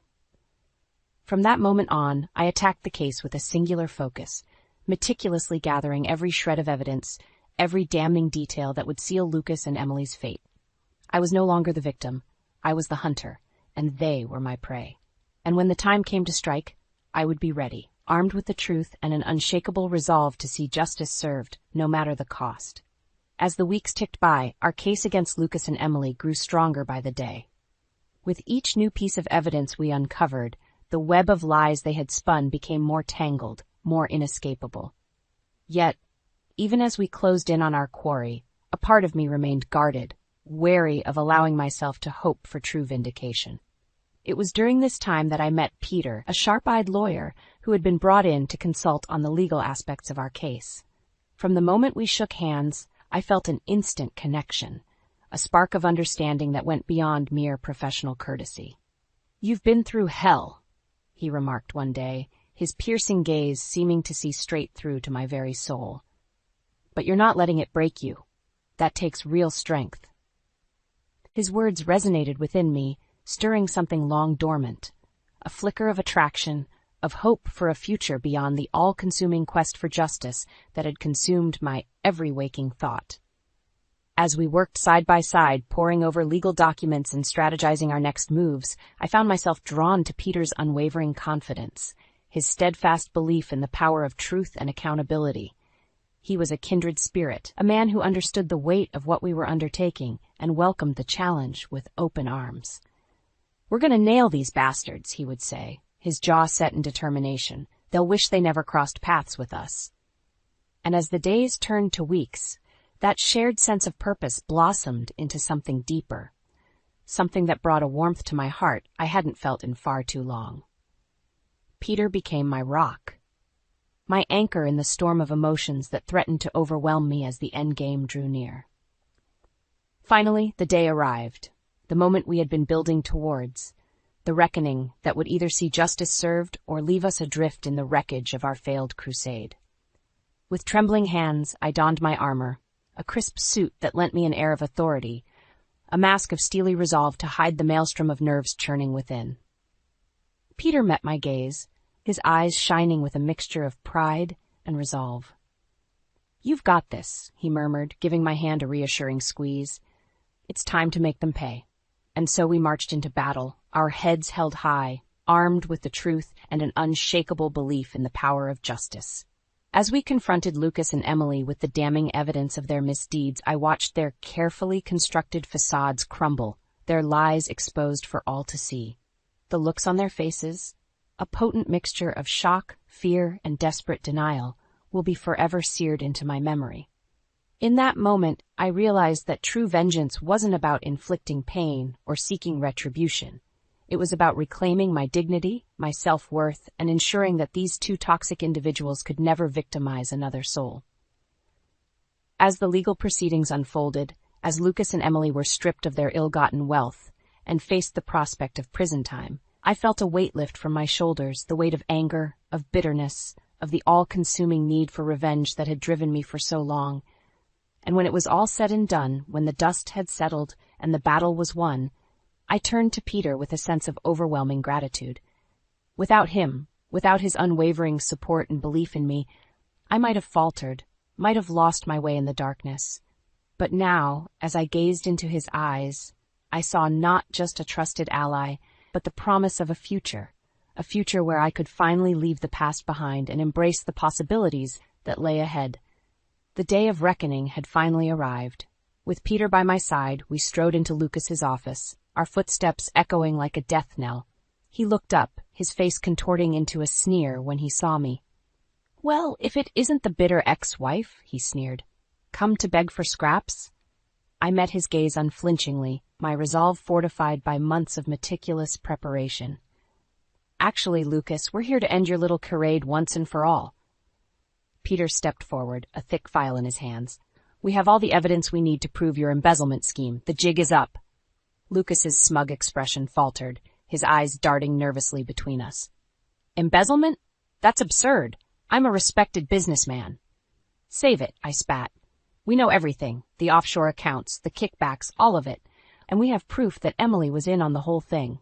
As if on cue, Emily sidled into the room, her face pale.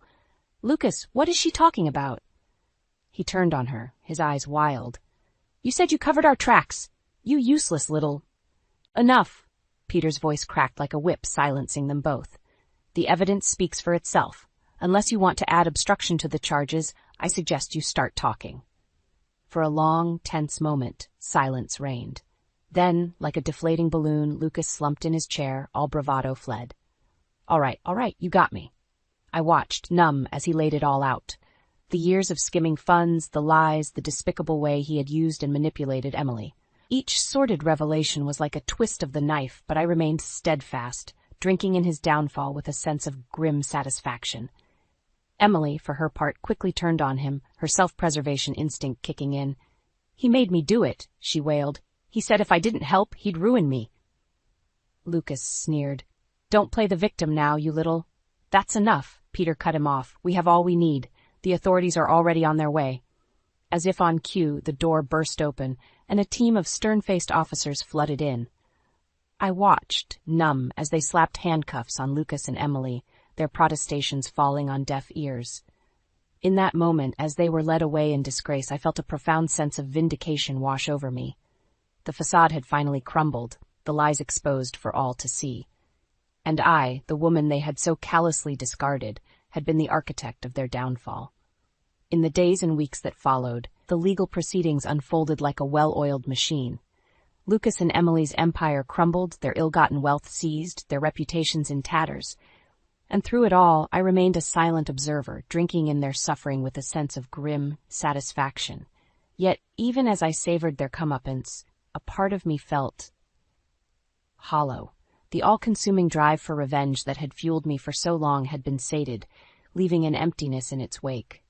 It was Peter who helped me find my way back, his steady presence and unwavering support a lifeline in those dark moments. "You did the right thing," he would remind me, his eyes shining with pride. "They got what they deserved, but you're so much more than this." Slowly, painfully, I began to rebuild the pieces of my shattered life, shedding the anger and bitterness that had weighed me down for far too long. With Peter by my side, I found the strength to look towards the future, to embrace the possibilities that lay ahead.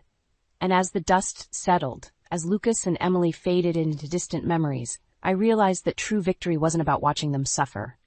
It was about reclaiming my own power, my own sense of self-worth. They had tried to break me, to strip me of everything that made me whole. But in the end, I had risen from the ashes, stronger and more resilient than ever before.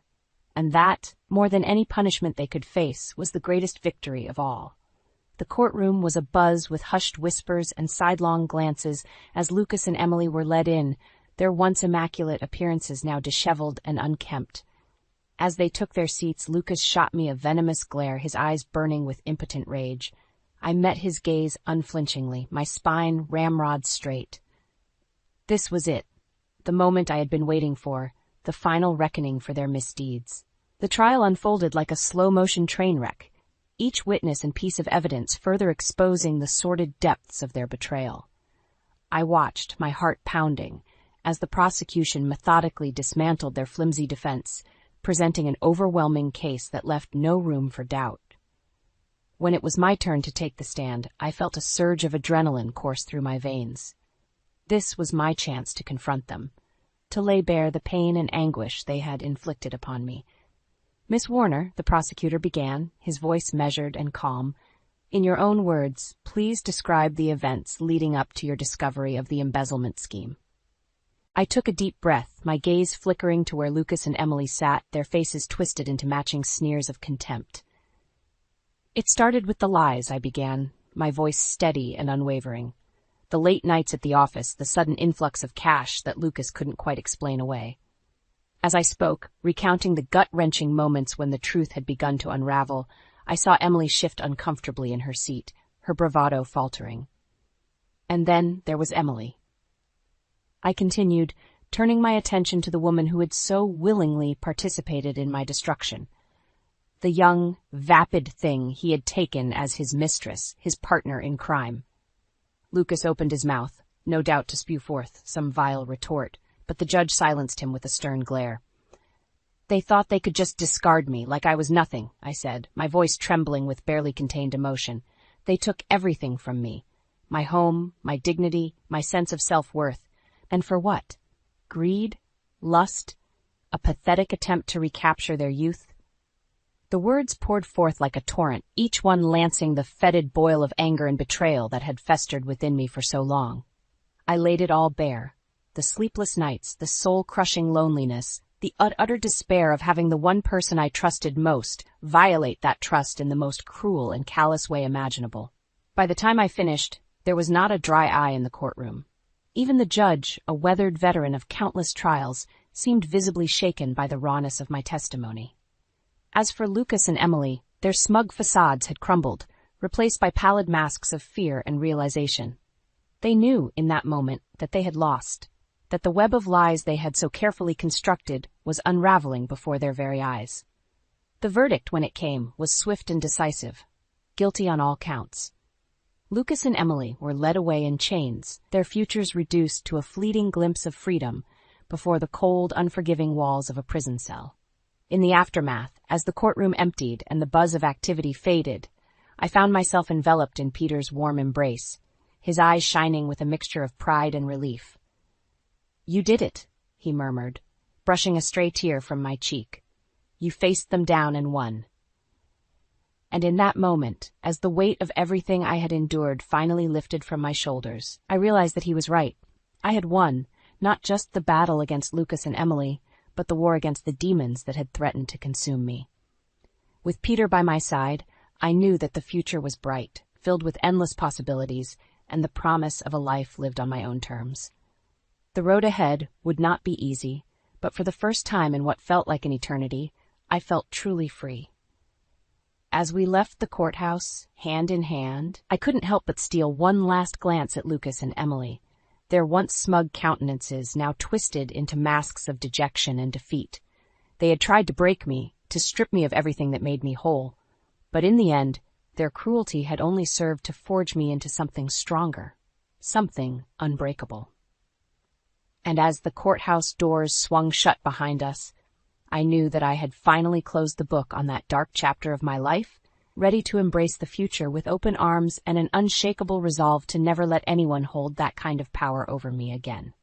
In the aftermath of Lucas and Emily's downfall, a newfound sense of purpose took root within me. No longer was I the broken, downtrodden woman they had sought to destroy. I was a phoenix, reborn from the ashes of their betrayal, stronger and more resilient than ever before. With Peter by my side, I threw myself into the work at Walter's private investigation firm, relishing the thrill of uncovering the truth and righting wrongs. Each case we took on was a chance to make a difference, to ensure that justice prevailed, no matter how tangled the web of lies. "You're a natural at this," Peter would often remark, his eyes shining with admiration as I deftly unraveled the most complex of mysteries. "It's like you were born for it." And he was right. In the world of private investigation, I had found my true calling, a path that allowed me to channel the hard-won lessons of my past into something meaningful and purposeful. As the months rolled by, Walter watched my transformation with a mixture of pride and awe, his fatherly affection shining through in every interaction. "You've come so far, my dear," he would say, his eyes misty with emotion. "Your mother would be so proud." His words were a balm to the lingering wounds within me, a reminder that even in my darkest moments, I had never been truly alone. Walter had been my rock, my steadfast ally in the fight against Lucas and Emily's villainy, and now he was my mentor, guiding me towards a future brighter than I could have ever imagined. Together we tackled case after case, our reputation for uncompromising integrity and dogged determination spreading like wildfire through the city. From missing persons to corporate espionage, no mystery was too complex, no challenge too daunting for our tight-knit team. And through it all, Peter remained my anchor, his unwavering love and support a constant source of strength and inspiration. "You're a force to be reckoned with," he would whisper in the quiet moments, his arms wrapped around me in a tender embrace. "Nothing can stop you now." As the years passed, our bond only grew stronger, our shared understanding and respect blossoming into a love deeper than I had ever known. And when Peter finally dropped to one knee, a simple diamond ring glittering in his palm, I knew that my journey had come full circle, from the depths of despair to the heights of pure, unbridled joy. Yes, I breathed, tears of happiness streaking my cheeks as he slipped the ring onto my finger. 1,000 times, yes. In that moment, as our lips met in a searing kiss, I knew that I had finally left the ghost of Lucas and Emily behind for good. They were mere footnotes in the grand tapestry of my life, footnotes that had ultimately shaped me into the woman I was always meant to become. And as Peter and I embarked on our new life together, hand in hand and hearts overflowing with love, I couldn't help but feel a profound sense of gratitude. Gratitude for the trials that had forged me into someone unbreakable. Gratitude for the people who had stood by me through it all. And gratitude for the future that stretched out before us, ripe with endless possibilities. Walter's retirement shortly after our wedding only solidified my path as he passed the reins of the firm to me with a knowing smile and a hearty embrace.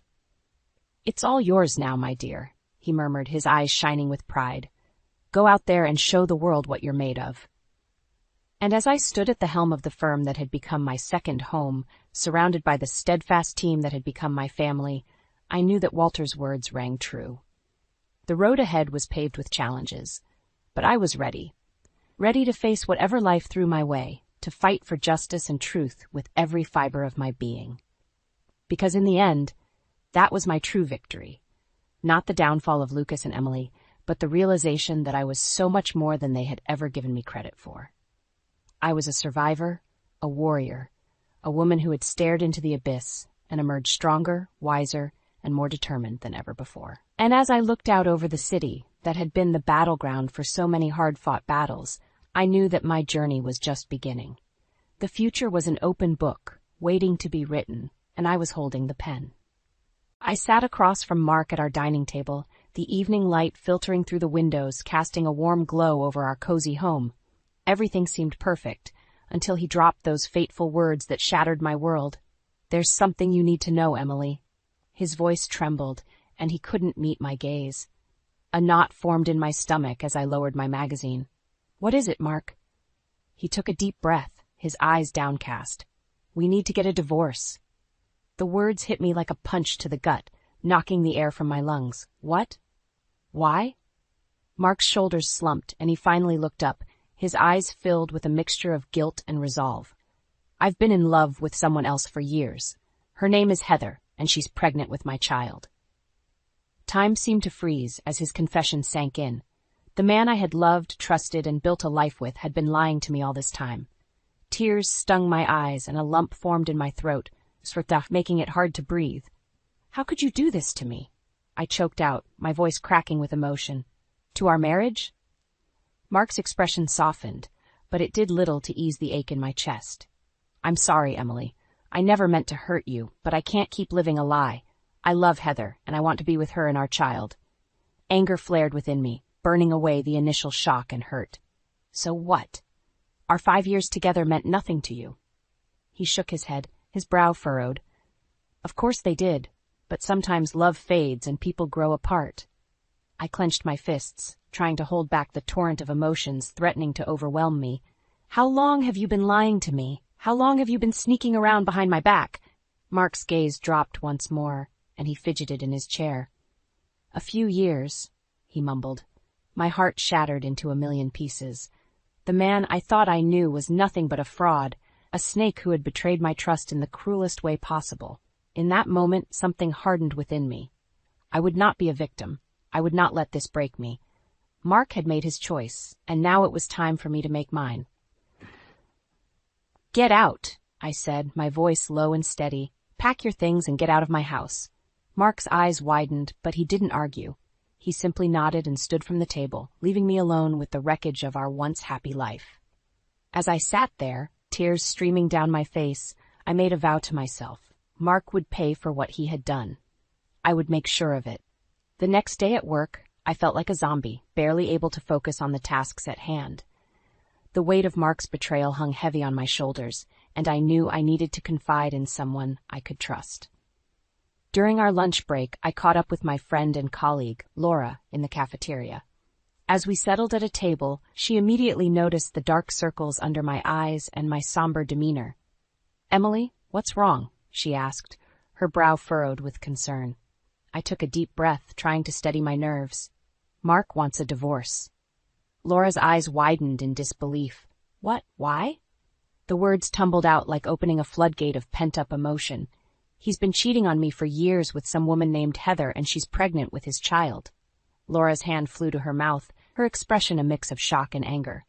That bastard, she hissed. I'm so sorry, Emily. You don't deserve this. I nodded, blinking back tears. I know. And the worst part is, he acted like it was nothing, like our 5 years of marriage meant nothing to him. Laura reached across the table and squeezed my hand. That's because he's a selfish prick who only cares about himself. Her words rang true, and I felt a surge of anger coursing through me. You're right. He is selfish, and he's going to pay for what he's done. Laura leaned back in her chair, studying me carefully. What do you mean? I took a deep breath, my resolve hardening. I'm not going to let him get away with this. He thinks he can just toss me aside and start a new life with his mistress? Not a chance. Laura's eyes narrowed. What are you going to do?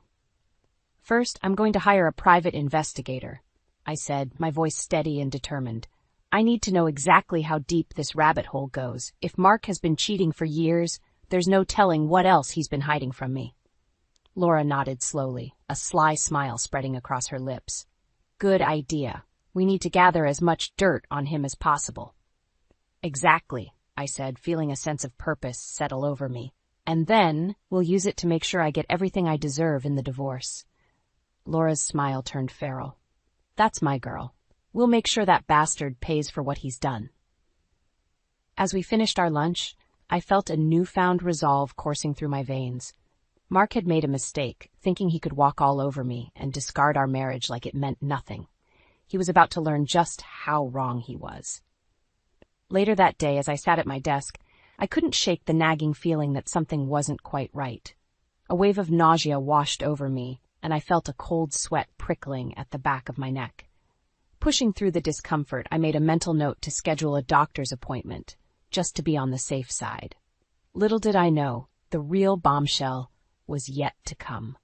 A few days later, I found myself sitting in the doctor's office, nervously tapping my foot as I waited for the results. The nausea and fatigue had only gotten worse, and I couldn't shake the feeling that something was off. When the doctor finally called me back, her expression was unreadable. Well, Miss Anderson, the tests confirm that you're pregnant. The words hit me like a ton of bricks, and I felt the blood drain from my face. Pregnant? With Mark's child? The cruel irony of the situation wasn't lost on me. Are you sure? I managed to choke out, my mouth suddenly dry. The doctor nodded, a hint of sympathy in her eyes. Yes, I'm afraid there's no doubt about it. Congratulations are in order, I suppose. I let out a bitter laugh, shaking my head. Congratulations. My husband just left me for another woman who's also pregnant with his child. This is the last thing I expected. The doctor's expression softened. I understand this must be a difficult situation, but try to focus on the positives. You're bringing a new life into the world, and that's something to be celebrated. I nodded numbly, my mind racing with a million thoughts and emotions. On the one hand, the idea of having a child filled me with joy and hope for the future. But on the other hand, the fact that it was Mark's child, conceived during a time when he was betraying me with another woman, left a bitter taste in my mouth. As I left the doctor's office, I felt torn in two. Part of me wanted to embrace this new chapter, to focus on the love and nurturing that comes with motherhood. But another part of me couldn't shake the anger and resentment towards Mark, the man who had so callously thrown our marriage away. When I got home, I poured myself a glass of water and sank onto the couch, my hand instinctively resting on my still flat stomach. A million questions raced through my mind. How would I tell Mark? Would he even care? Would he try to use this as leverage against me in the divorce? As the hours ticked by, I came to a decision. I would tell Mark about the pregnancy, but not because I expected him to change his mind or come back to me. No, I would tell him because he deserved to know the full extent of the consequences of his actions. The next day, I steeled my nerves and called Mark, asking him to come over so we could talk. When he arrived, he looked uncomfortable, like a child caught with his hand in the cookie jar. "What's going on, Emily?" he asked, shifting his weight from one foot to the other. I took a deep breath, meeting his gaze with a steely resolve. I'm pregnant, Mark, with your child. His eyes widened and his mouth hung open in shock. What? How? I couldn't help but scoff at his incredulity. How do you think, Mark? We were still together when this happened, remember? He ran a hand through his hair, his expression a mix of confusion and guilt. But I thought, with Heather. I held up a hand, cutting him off. Save it, Mark. I don't need your excuses or your pity. I'm telling you this not because I expect anything from you, but because you need to understand the gravity of what you've done. His shoulders slumped, and he nodded slowly. I'm sorry, Emily. I never meant for any of this to happen. Well, it did, I said, my voice hard as steel. And now you're going to have to live with the consequences, just like me. As he left, I felt a strange sense of empowerment wash over me. In that moment, I knew that no matter what happened, I would be okay. I had the strength and determination to get through this, with or without Mark by my side. And if he thought he could just waltz back into my life and play the doting father, he had another thing coming. A few days after breaking the news of my pregnancy to Mark, I found myself pacing the living room floor, my mind a whirlwind of conflicting emotions. Part of me still clung to the hope that this child might be the wake-up call he needed, that he would come to his senses and realize the mistake he was making. The sound of the doorbell pulled me from my thoughts, and I took a deep breath, steeling myself for the confrontation to come.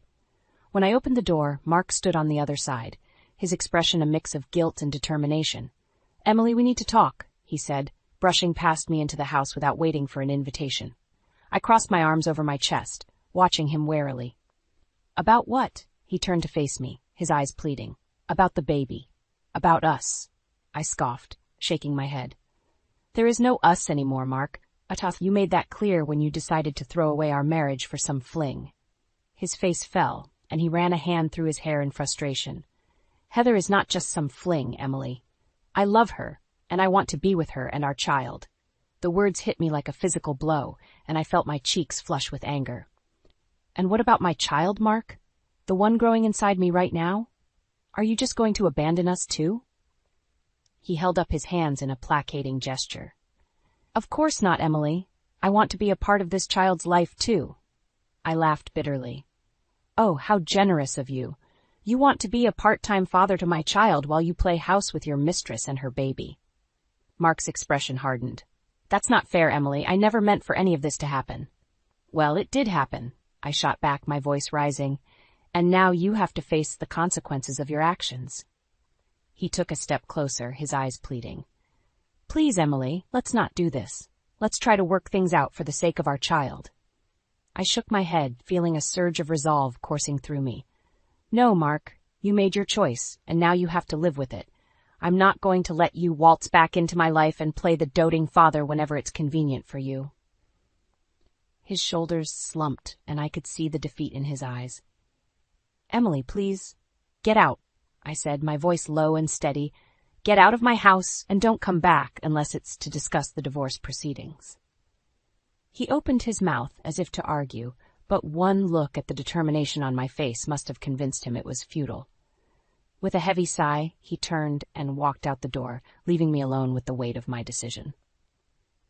As the days passed, I found myself hardening my resolve further. Mark had made his bed, and now he would have to lie in it. I wouldn't allow him to string me along or use the pregnancy as leverage in the divorce. No, I would take control of the situation and ensure that I got everything I deserved, both for myself and for my child. With Laura's help, I started gathering evidence of Mark's infidelity, documenting every lie, every betrayal, and every instance of his deceit. I would make sure that when the divorce proceedings began, I had an ironclad case against him, ensuring that he wouldn't be able to weasel his way out of taking responsibility for his actions. As I sat in my home office, sifting through the mounting evidence, I felt a strange sense of empowerment. Mark had thought he could walk all over me, discard me like a used rag, and move on to greener pastures. But he had underestimated my strength, my resilience, and my determination to see justice done. I would make sure that he paid for what he had done in every possible way. And in the end, I would be the one standing tall, with a secure future for myself and my child, while he was left to wallow in the ruins of his own making. With the evidence of Mark's infidelity mounting, I knew it was time to take the next step in my plan for revenge. I called Laura over to my home office, and we pored over the documents and recordings I had gathered, plotting our next move. "This is good, Emily," Laura said, her brow furrowed in concentration. "Really good. With all of this, you'll have a solid case in the divorce proceedings." I nodded, a grim smile tugging at my lips. "That's the plan. Mark thinks he can just toss me aside and start a new life with his mistress. He's got another thing coming." Laura leaned back in her chair, studying me carefully. "Are you sure you want to go through with this, though? Divorces can get really messy, especially when there's a kid involved." I met her gaze, my resolve unwavering. "I'm sure. Mark made his choice, and now he has to face the consequences. I'm not going to let him waltz back into my life and play the doting father whenever it's convenient for him." Laura nodded slowly, a sly smile spreading across her face. "All right, then. Let's make sure he pays for what he's done." With Laura's support and the mounting evidence against Mark, I felt a surge of confidence coursing through me. But I knew that in order to truly secure my future and that of my unborn child, I would need more help. The kind of help that only someone with real power and influence could provide. That's when I decided to reach out to my father, Robert, the CEO of a major corporation. I hadn't spoken to him much since the news of my pregnancy and impending divorce, but I knew he would want to be involved, especially when it came to protecting his grandchild's future. When I called him and explained the situation, he was initially hesitant, urging me to take the high road and avoid any messy legal battles. But as I laid out the evidence against Mark and my plan for revenge, I could sense his resolve wavering. "Are you sure about this, Emily?" he asked, his voice tinged with concern. "Once you set this in motion, there's no going back." I took a deep breath, steeling my nerves. "I'm sure, Dad. Mark betrayed me in the worst way possible, and he has to face the consequences. I won't let him get away with this, if not when my child's future is at stake." There was a long pause on the other end of the line, and then finally he spoke. "All right, sweetheart. If this is what you really want, you have my full support. Just say the word, and I'll make sure you have the best lawyers and resources at your disposal." Relief washed over me, knowing that I had my father's backing. With his influence and resources, Mark didn't stand a chance. He had made the mistake of underestimating me, and now he would pay the price for his arrogance. Over the next few weeks, I worked closely with my father and the legal team he assembled, building an airtight case against Mark. Every lie, every betrayal, every instance of his deceit was carefully documented and catalogued, creating a mountain of evidence that would be impossible for him to refute. As the legal proceedings began, I could see the panic in Mark's eyes as he realized just how much trouble he was in. His lawyer tried to negotiate a settlement, but I was resolute. I wanted everything, and I wouldn't rest until I got it. Throughout the process, Mark tried to plead with me, to appeal to my sense of compassion and the love we once shared. But every time I looked at him, all I saw was the man who had shattered my trust and thrown away our marriage like it was nothing. And so I pressed on, my determination fueled by the burning desire for justice and the knowledge that I was doing this for the sake of my child, to ensure that they would never have to suffer the same kind of betrayal and heartbreak that I had endured. The day of the divorce proceedings, I strode into the lawyer's office with my head held high, my father and Laura by my side. Mark and his attorney were already there, and the tension in the room was palpable. As we took our seats, Mark leaned over and tried to catch my eye. "Emily, please, can we talk about this? I don't want it to come to this." I met his gaze, my expression cold and detached. "There's nothing to talk about, Mark.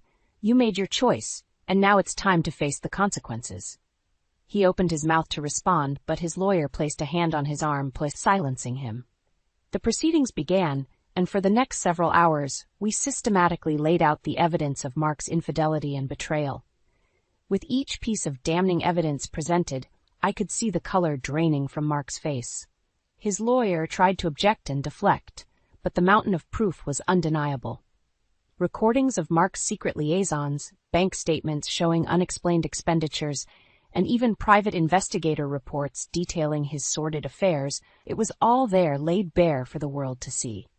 As the hours ticked by, Mark's composure began to crumble. He shifted in his seat, his eyes darting around the room like a cornered animal.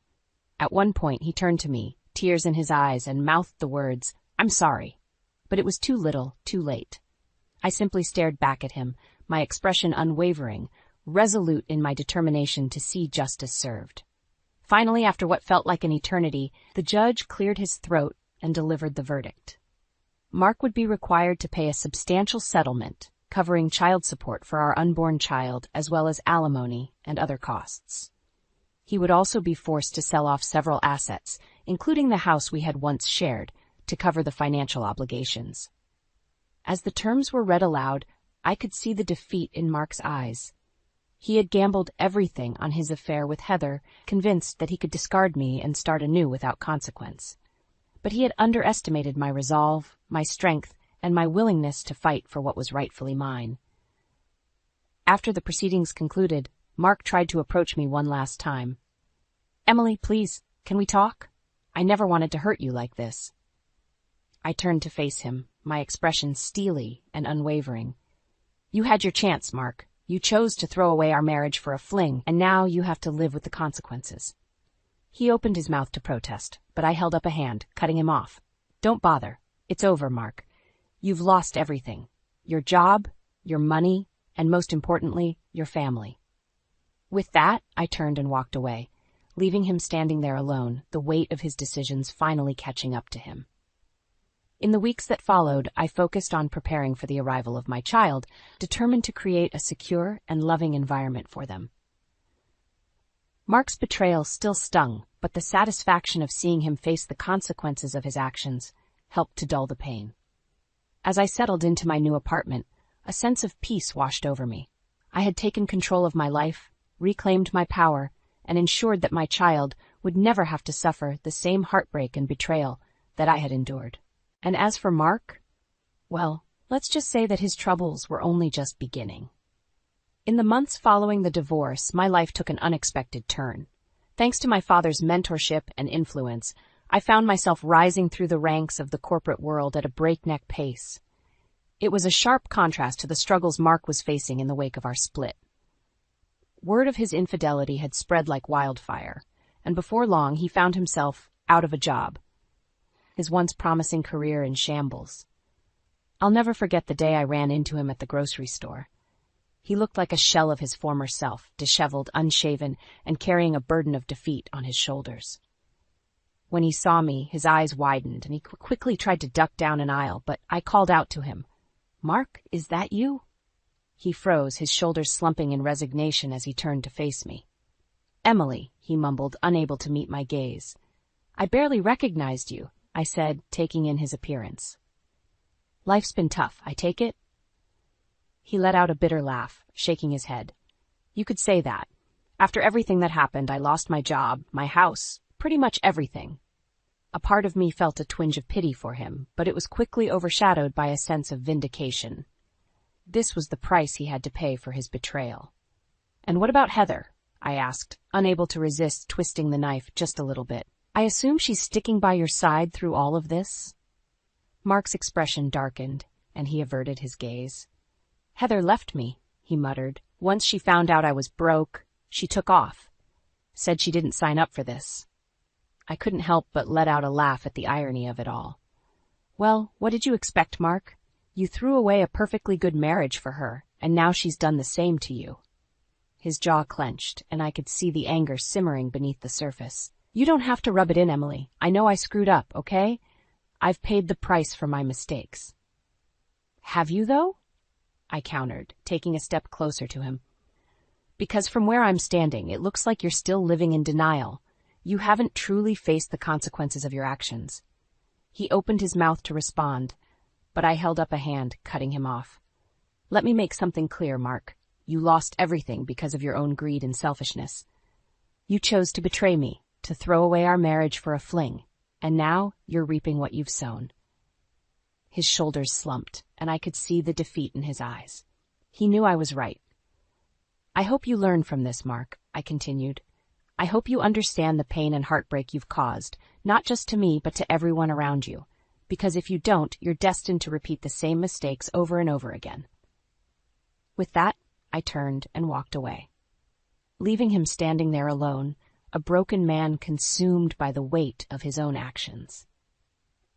As I made my way through the rest of the store, a sense of satisfaction washed over me.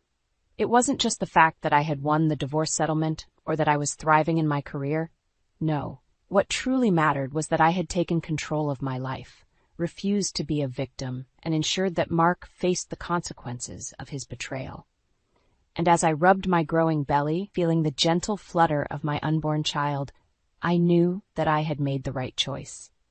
My child would never have to endure the pain and heartbreak that I had experienced. They would grow up knowing that their mother was a strong, resilient woman who fought for justice and refused to let anyone take advantage of her. From that day on, I vowed to be the best mother I could be, pouring all of my love and energy into creating a secure, nurturing environment for my child. And as for Mark, well, he would have to find his own way, living with the consequences of his actions for the rest of his life. The months flew by, and before I knew it, I found myself sitting in the plush leather chair of the CEO's office, the very same chair my father had occupied for decades. As I looked around at the sleek modern decor and breathtaking views of the city's skyline, a sense of pride and accomplishment washed over me. I had come so far, rising through the ranks with a determination and drive that had left my colleagues in awe. And now, here I was, taking over the reins of the company from my father, ready to lead it into a new era of success. As I settled into my new role, I couldn't help but reflect on the journey that had brought me to this point. The pain and heartbreak of Mark's betrayal, the grueling legal battle, and the long road to rebuilding my life, it had all been worth it to get to where I was today. A soft knock on the door pulled me from my thoughts, and I looked up to see my assistant poking her head in. "Miss Anderson, you have a visitor." I frowned, glancing at my schedule. "I don't have any appointments scheduled for this afternoon." The assistant shifted uncomfortably. "It's your ex-husband, Mark. He's insisting on seeing you." A flicker of annoyance flickered within me, but I quickly tamped it down. Of course, Mark would show up unannounced, thinking he could just waltz back into my life whenever it suited him. "Send him in," I said, straightening in my chair and adopting a cool, professional demeanor. A few moments later, the door opened and Mark stepped into the office. He looked even more disheveled than the last time I'd seen him, his clothes rumpled and his eyes sunken. It was clear that life had not been kind to him since our divorce. "Emily," he said, his voice strained, "thank you for seeing me." I arched an eyebrow, refusing to let him see how his presence affected me. "What do you want, Mark?" He took a deep breath, his gaze darting around the opulent office. I wanted to apologize for everything." I let out a derisive snort. "A little late for that, don't you think?" His shoulders slumped and he took a step closer to my desk. "I know I can never make up for what I did to you, to us, but I want you to know that I regret it every single day." "Do you?" I challenged, leaning back in my chair. "Because from where I'm sitting, it looks like you're only sorry because you got caught and lost everything." Mark flinched as if I had struck him, but he didn't deny it. "You're right," he admitted softly. "I was selfish and arrogant. I thought I could have it all. The perfect wife, the mistress on the side, the picture-perfect life. But in the end, it all blew up in my face, and I lost everything that truly mattered." I studied him carefully, searching for any hint of deception or manipulation, but all I saw was a broken man, a shadow of his former self, consumed by the weight of his own mistakes. "I don't expect your forgiveness," he continued. "I just wanted you to know that I understand the gravity of what I've done, and I'll spend the rest of my life trying to make amends, even if it's never enough." A heavy silence hung in the air, and for a moment I considered offering him a sliver of forgiveness, a chance to absolve himself of the guilt that so clearly weighed him down. But then I remembered the pain he had caused, the trust he had shattered, and the future he had nearly robbed from me and my child. "You're right, Mark," I said, my voice low and steady. "You can't make amends for what you've done, not to me and certainly not to our child." His eyes widened, and he opened his mouth to speak, but I held up a hand, cutting him off. This child will grow up knowing the truth about their father, that he was a selfish, deceitful man who valued his own desires above everything else. They will know that you betrayed us in the worst possible way, and that you were too weak and cowardly to face the consequences. Mark's face crumpled, and I could see the impact of my words hitting him like a physical blow. But I didn't stop there. You had your chance at happiness, Mark. You had a loving wife and the opportunity to be a father, but you threw it all away for a fleeting moment of pleasure. And now you'll have to live with that regret for the rest of your life. He opened his mouth, perhaps to plead or beg for forgiveness, but I held up my hand once more. I think it's time for you to leave, I said, my voice leaving no room for argument. And don't bother coming back. You lost the right to be a part of our lives a long time ago. With that, I turned away from him, dismissing him from my presence and my life once and for all. As he shuffled out of the office, his shoulders hunched in defeat, I felt a sense of closure wash over me. I had faced the demons of my past, confronted the man who had nearly destroyed me, and emerged victorious. I had claimed my future with strength and resilience, leaving Mark to face the consequences of his betrayals alone, a cautionary tale of greed and deception. And as I gazed out over the city skyline, I knew that no matter what challenges lay ahead, I would face them head-on, secure in the knowledge that I was a survivor, a fighter, and a force to be reckoned with. The hospital room felt eerily quiet, the soft beeps of the monitors punctuating the silence like a ticking clock. I cradled my newborn twins, their tiny faces scrunched in peaceful sleep, oblivious to the turmoil that was about to unfold. A gentle knock at the door startled me, and a nurse entered, a somber expression etched on her face. "Mrs. Archer, this letter arrived for you," she said, her voice laced with poorly concealed pity. I took the envelope, my hands trembling slightly. As soon as the nurse left, I tore it open, my heart pounding in my chest. The words seemed to blur before my eyes, but one phrase stood out in stark relief. I want a divorce. My world shattered in that moment. Calvin, the man I had loved and trusted, the one I thought would stand by my side through thick and thin, had betrayed me in the cruelest way imaginable. The letter went on to reveal his affair, his decision to abandon me and our children for another woman. Tears streamed down my cheeks, and I clutched my babies closer, as if they were the only anchors keeping me from drifting away into a sea of despair. How could he do this to us? After years of struggling with infertility, these precious little ones were supposed to be the culmination of our dreams, the embodiment of our love. But Calvin's absence spoke volumes. He didn't even bother to show up for their birth, too consumed by his selfish desires to witness the miracle we had fought so hard to achieve. The man I thought I knew had become a stranger, and the life I had envisioned for us was nothing but a cruel illusion. In that moment, I made a silent vow to my children. I would be the strength they needed. I would protect them from the pain and betrayal that their father had inflicted upon us. And I would rise above this, not as a victim, but as a survivor, forging a new path for myself and my family. It was a long, sleepless night, punctuated by the soft cries of my babies and the shattering of my own heart. But as the first rays of dawn filtered through the window, I knew that this was not the end, but the beginning of a new chapter, one where I would write my own story, free from the shackles of a broken marriage and a broken man. I clutched the divorce papers like a lifeline, my knuckles turning white with the sheer force of my grip. Calvin's words cut deeper than any knife, his cruelty slicing through the very core of my being. "You're delusional if you think you can handle raising those brats on your own," he sneered, his voice dripping with contempt. "You'll fail as a mother, just like you failed as a wife." My brother Evan, who had taken me in after I left the hospital, placed a comforting hand on my shoulder. "Don't listen to him, sis. He's just trying to hurt you." Calvin scoffed, his lips twisted into a sneer. "Hurt her? I'm just telling the truth. She's nothing but a burden, and those kids are better off without her." I flinched, his words like physical blows, but Evan's presence gave me strength. "Get out of my house," he growled, his usually gentle demeanor replaced by a protective fury. Calvin shrugged, his cold eyes meeting mine for a brief moment before turning on his heel and leaving. The silence that followed was deafening, punctuated only by the soft whimpers of my newborn twins in the nursery. Evan enveloped me in a warm embrace, and I clung to him, my body shaking with the force of my sobs. How could he be so cruel? I choked out, my voice muffled by his shoulder. He's a coward, Evan said, his voice laced with disgust. But you're stronger than him, Miranda. You've always been the stronger one. His words resonated deep within me, igniting a spark of determination that had been flickering beneath the pain and betrayal. I pulled back, wiping the tears from my eyes, and nodded. You're right, I said, my voice steadier than I had expected. I can't let him break me, not when I have these 2 precious lives depending on me.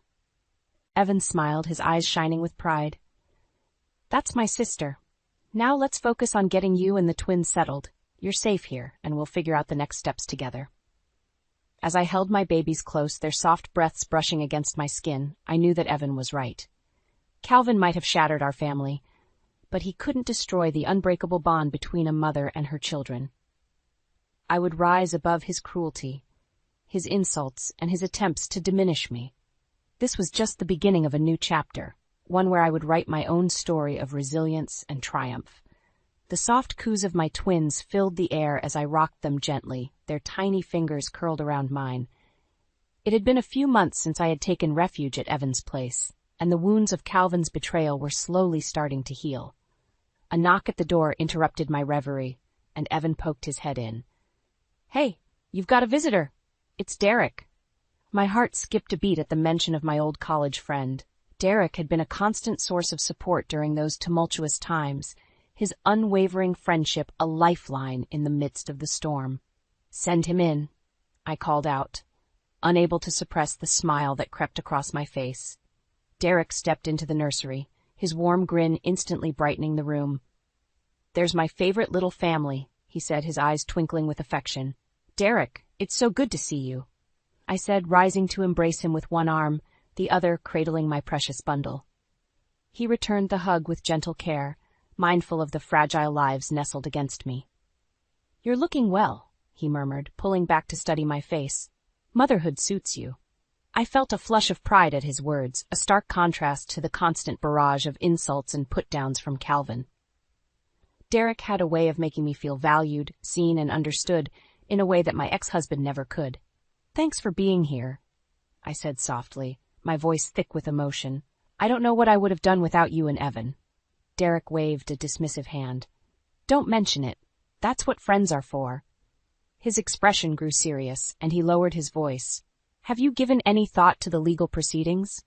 I nodded, my grip on my children tightening instinctively. I want to fight for full custody. Calvin doesn't deserve to be a part of their lives, not after the way he treated us. Derek's jaw clenched, his eyes hardening. That bastard doesn't deserve anything, he spat, his usual composure slipping for a moment. But don't worry, Miranda, I'll make sure he pays for what he's done. A surge of gratitude washed over me, and I reached out to squeeze his hand. Thank you, Derek, for everything. His features softened, and he returned the gentle pressure.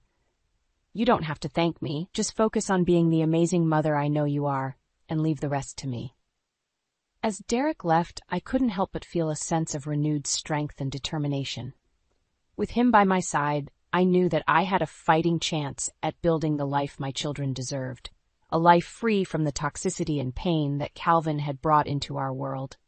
The road ahead might be long and arduous, but for the first time in a long while, I felt hope blossoming in my heart. Calvin might have shattered my dreams, but with the unwavering support of those who truly cared for me, I knew that I could pick up the pieces and create something even more beautiful, a future where my twins could thrive, loved and protected, untainted by their father's cruelty. The soft glow of the laptop screen cast a warm hue across Derek's face as he leaned back in his chair, brow furrowed in concentration. I watched him intently, my heart thrumming with a mixture of anticipation and trepidation. Are you sure about this, Miranda? He asked, his voice low and serious. Once we set this in motion, there's no turning back. I nodded, my resolve unwavering. He brought this on himself. It's time he faced the consequences of his actions.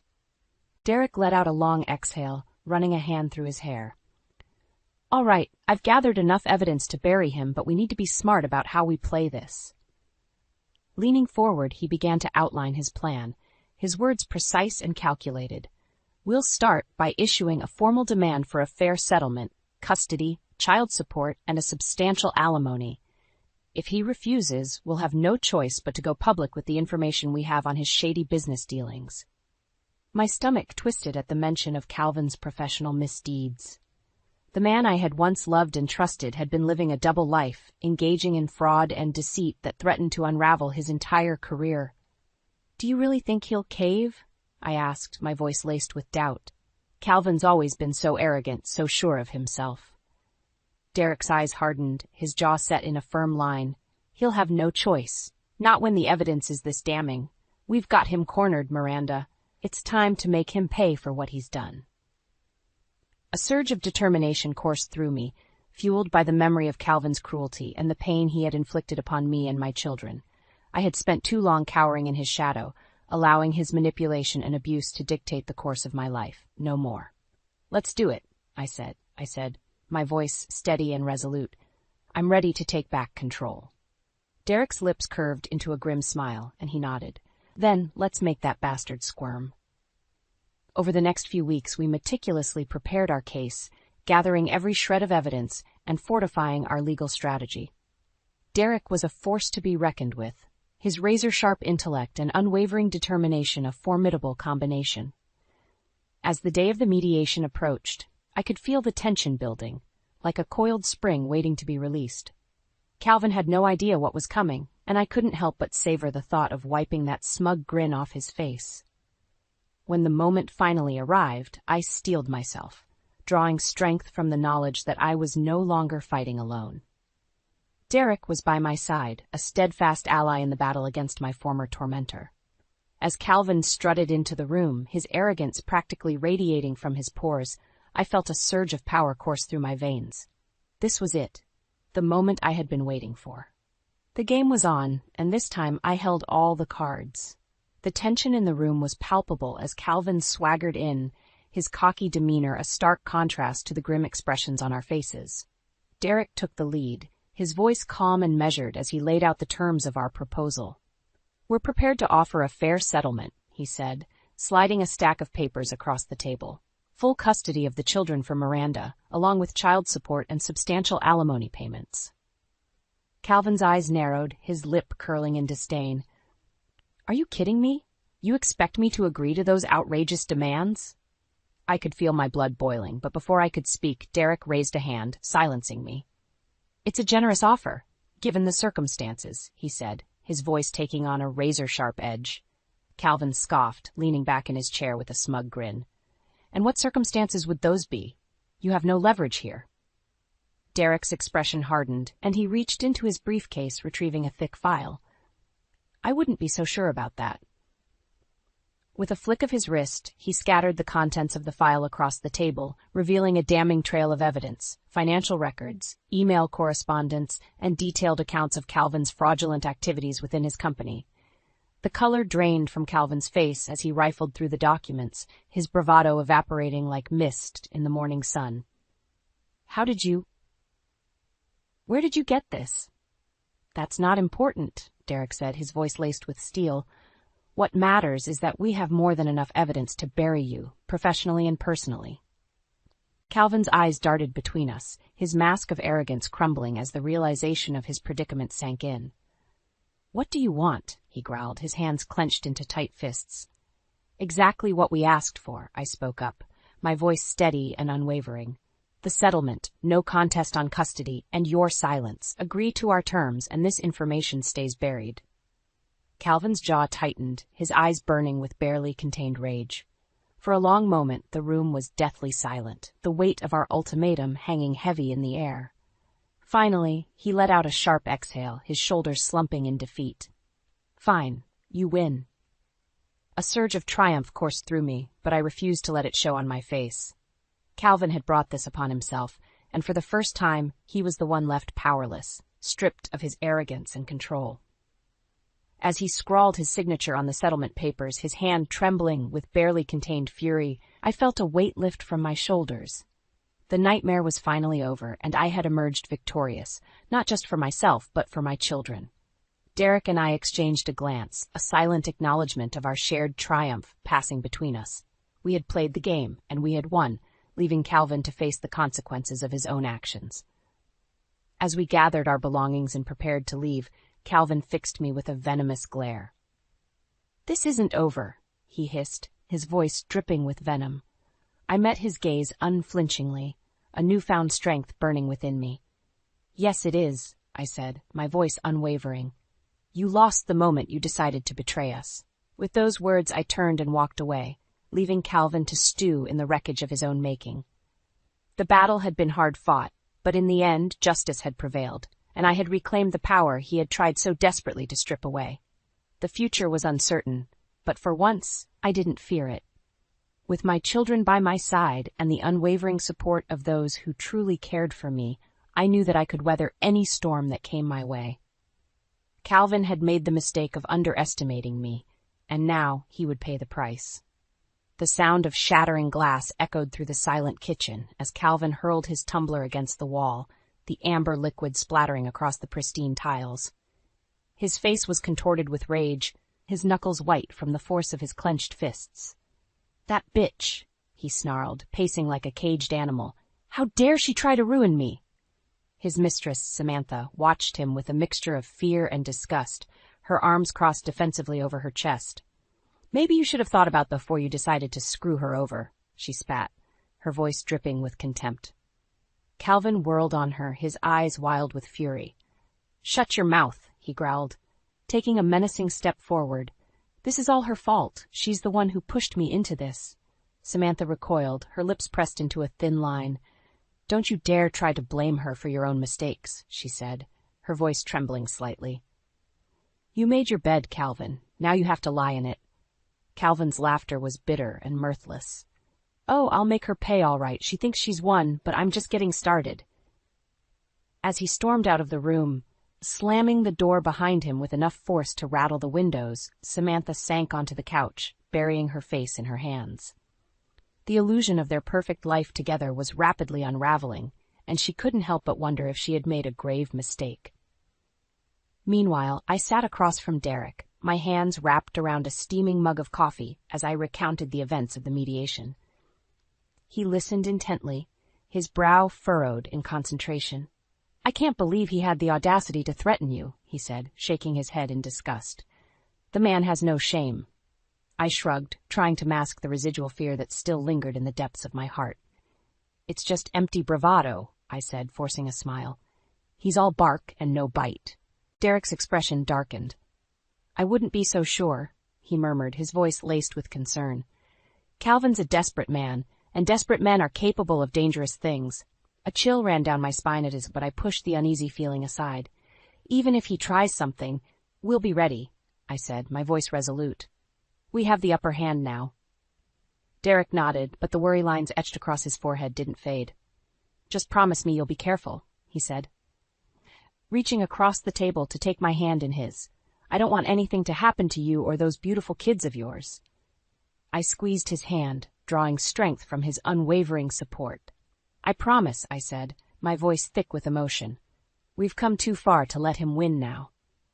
As the days passed, Calvin's world continued to crumble around him. News of his professional misdeeds began to leak, spreading like wildfire through the business community. Clients and colleagues alike turned their backs on him, horrified by the extent of his deceit. Samantha, unable to bear the weight of the scandal, packed her bags and left, disappearing without a trace. Calvin was left to face the consequences of his actions alone, his once powerful empire reduced to ashes. And through it all, I watched from the sidelines, a sense of vindication washing over me. Calvin had thought he could break me, but in the end, his own arrogance and greed had been his undoing. As I held my children close, their innocent laughter filling the air, I knew that I had won the greatest victory of all, the ability to provide them with a safe, loving home, free from the toxic influence of their father. Calvin's collapse was a harsh lesson in karma, a reminder that no matter how powerful or invincible one might seem, the truth always has a way of catching up. and as I looked towards the future, I couldn't help but feel a sense of hope and possibility, knowing that I had emerged from the ashes of my past, stronger and more resilient than ever before. The sharp ring of my phone cut through the peaceful silence of the evening. I glanced at the caller ID and felt my heart sink. It was Derek. "Hello?" I answered, a sense of dread settling in the pit of my stomach. "Miranda, you need to turn on the news. Right now." Derek's voice was laced with urgency, sending a chill down my spine. Without a word, I grabbed the remote and switched on the television, my breath catching in my throat as the headline flashed across the screen, "Local businessmen embroiled in fraud scandal." And there, larger than life, was Calvin's face, his expression a mixture of defiance and barely concealed panic as he was swarmed by a pack of ravenous reporters. "Mr. Archer, is it true that you've been embezzling funds from your company?" one of them shouted, thrusting a microphone in his face. Calvin recoiled, his jaw clenched tight. "No comment," he growled, pushing his way through the throng. But the reporters were relentless, their questions growing more pointed and accusatory with each passing second. "What about the allegations of insider trading? Can you confirm or deny your involvement? How do you respond to the claims that you've been bribing government officials to secure lucrative contracts?"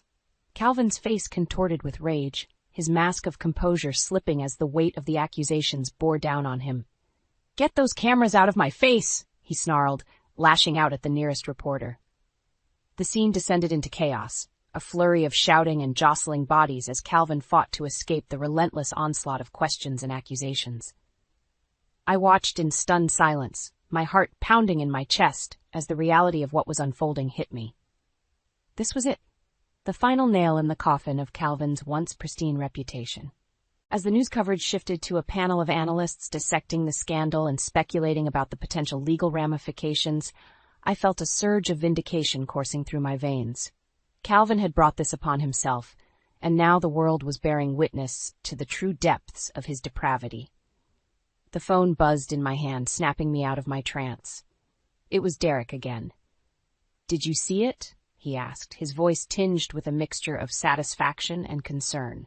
"I saw it," I replied, my voice barely above a whisper. "It's really happening, isn't it?" Derek let out a long exhale. "Yes, it is, and there's no turning back now." A heavy silence hung between us, the weight of the situation settling like a thick fog. "Are you okay?" Derek asked, his voice softening with concern. I nodded, even though he couldn't see me. "I'm okay," I said, surprised by the steadiness of my own voice. "This is what we wanted, isn't it? For him to face the consequences of his actions." "Yes, but that doesn't make it any easier," Derek said gently. "You're allowed to feel conflicted, Miranda. This is a lot to process." I swallowed hard, my gaze drifting to the twin cribs in the corner of the room, where my precious babies slept peacefully, blissfully unaware of the storm raging around them. "I know," I said, my voice thick with emotion. "But I have to stay strong. For them. They deserve a life free from the toxic legacy their father has left behind." Derek was silent for a moment, and when he spoke again, his voice was laced with a quiet pride. "You're an incredible woman, Miranda Archer. Never forget that." As I ended the call and set the phone aside, I couldn't help but reflect on the long and arduous journey that had led me to this moment. Calvin's public disgrace was the final blow, the culmination of his own selfish actions and misdeeds. And yet, as I watched the news footage replaying in an endless loop, I felt no sense of triumph or satisfaction, only a profound sadness for the man he had become, and a fierce determination to ensure that my children would never bear the scars of his misguided choices. The road ahead was uncertain, but one thing was clear. Calvin's reign of terror was over, and it was time for me to step into the light, embracing the future with open arms and a heart full of hope. The soft glow of birthday candles flickered across the faces of my loved ones, their smiles warm and radiant as they gathered around the twins' cake. It was hard to believe that an entire year had passed since that fateful day in the hospital, the day my world had been shattered by Calvin's betrayal. But as I looked around the room, surrounded by the people who had stood by me through the darkest of times, I couldn't help but feel a profound sense of gratitude and hope. Evan, his eyes shining with pride, beamed at me from across the table, his unwavering support a constant source of strength. and beside him sat Derek, his hand resting comfortingly on my arm, a silent reminder that I was no longer alone. The twins giggled and clapped their hands, oblivious to the tumultuous journey that had brought us to this moment. For them, this was simply a day of celebration, a chance to revel in the unconditional love that surrounded them. As the birthday song faded into a chorus of cheers and laughter, I couldn't help but reflect on the long and winding road that had led me here. The pain and heartache of Calvin's betrayal, the fear and uncertainty that had threatened to consume me, all of it had been a crucible, forging me into a stronger, more resilient version of myself. No longer was I the meek, downtrodden woman who had cowered in the shadow of her husband's cruelty. I was a survivor, a warrior, who had stared down the demons of my past and emerged victorious. "Blow out the candles, Mommy," one of the twins exclaimed, their tiny voice cutting through my reverie. I smiled, leaning down to press a kiss to each of their foreheads before taking a deep breath and extinguishing the flickering flames with a single, decisive puff. A chorus of cheers erupted around the table, and I felt a warmth bloom in my chest that had nothing to do with the candles. This was my life now, a life filled with love, laughter, and the promise of endless possibilities. As the party wound down and our guests began to trickle out, Derek lingered behind, his gaze soft and affectionate as he watched me tidy up. "You've come so far, Miranda," he said, his voice laced with pride. "I can't even begin to tell you how amazed I am by your strength." I paused, turning to face him with a grateful smile. "I couldn't have done it without you," I said, my voice thick with emotion. "You were the one who helped me find my way back when I thought I was lost forever." Derek shook his head, his eyes shining with a quiet intensity. "You found your own way," he said, taking a step closer. "I was just lucky enough to walk beside you." Our gazes locked, and in that moment the air seemed to crackle with a charged energy, a silent acknowledgement of the bond that had been forged between us through fire and adversity. Before I could second-guess myself, I closed the distance between us, my lips finding his in a tentative, exploratory kiss. Derek froze for a heartbeat before melting into the embrace, his arms wrapping around me with a tenderness that threatened to undo me. When we finally broke apart, breathless and flushed, I couldn't help but let out a tremulous laugh. "I never thought I'd find happiness again," I confessed, my voice barely above a whisper. Derek cupped my face in his calloused hands, his eyes shining with a fierce determination. "You deserve all the happiness in the world, Miranda, and I'll spend every day making sure you get it." As he pulled me into another searing kiss, I knew that this was just the beginning of a new chapter, one filled with love, laughter, and the promise of a future untainted by the ghosts of my past. Calvin's shadow no longer loomed over me, for I had stepped into the light, embracing the strength and resilience that had been forged in the fires of adversity.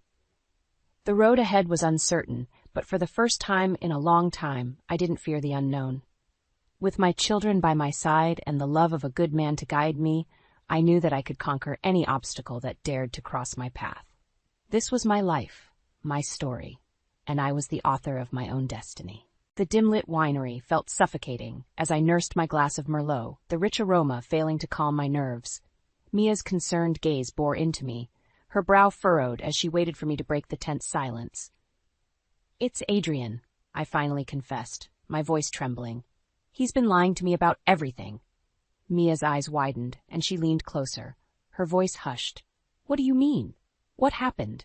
I took a steadying breath, recounting the events from earlier that evening. I arrived a little early, hoping to surprise him before the tasting event started, but when I stepped into his office, I overheard a heated argument. The memory flooded back, Adrian's usually composed demeanor shattered as he hissed into the phone. "Kara, please, you have to understand." "Kara?" Mia's brow furrowed deeper. "Isn't that his wife's name?" I nodded, my throat tightening.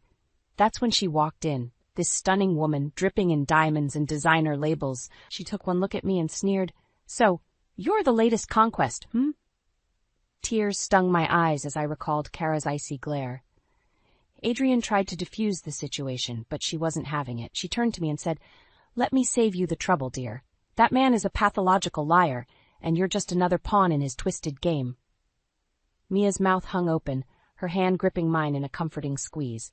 "Oh, Lena, I'm so sorry." I shook my head, anger and humiliation swirling within me. That's not even the worst part. Kara then looked me dead in the eye and said, "If you think you know the real Adrian, you're sadly mistaken. But don't worry, you'll find out soon enough." Mia's grip tightened, her expression a mix of sympathy and fury. That's just cruel. What did Adrian say?" "He tried to brush it off, claiming Kara was just being dramatic as usual," I scoffed, the memory leaving a bitter taste in my mouth. But the way she looked at me, Mia, it was like she knew something I didn't, like she was daring me to uncover the truth. Mia's eyes narrowed, her protective instincts kicking in. "We'll get to the bottom of this, Lena. One way or another, we'll find out what kind of game Adrian is really playing." As I drained the last of my wine, a newfound determination washed over me. Kara's enigmatic warning echoed in my mind, fueling a desperate need to confront the man I thought I knew.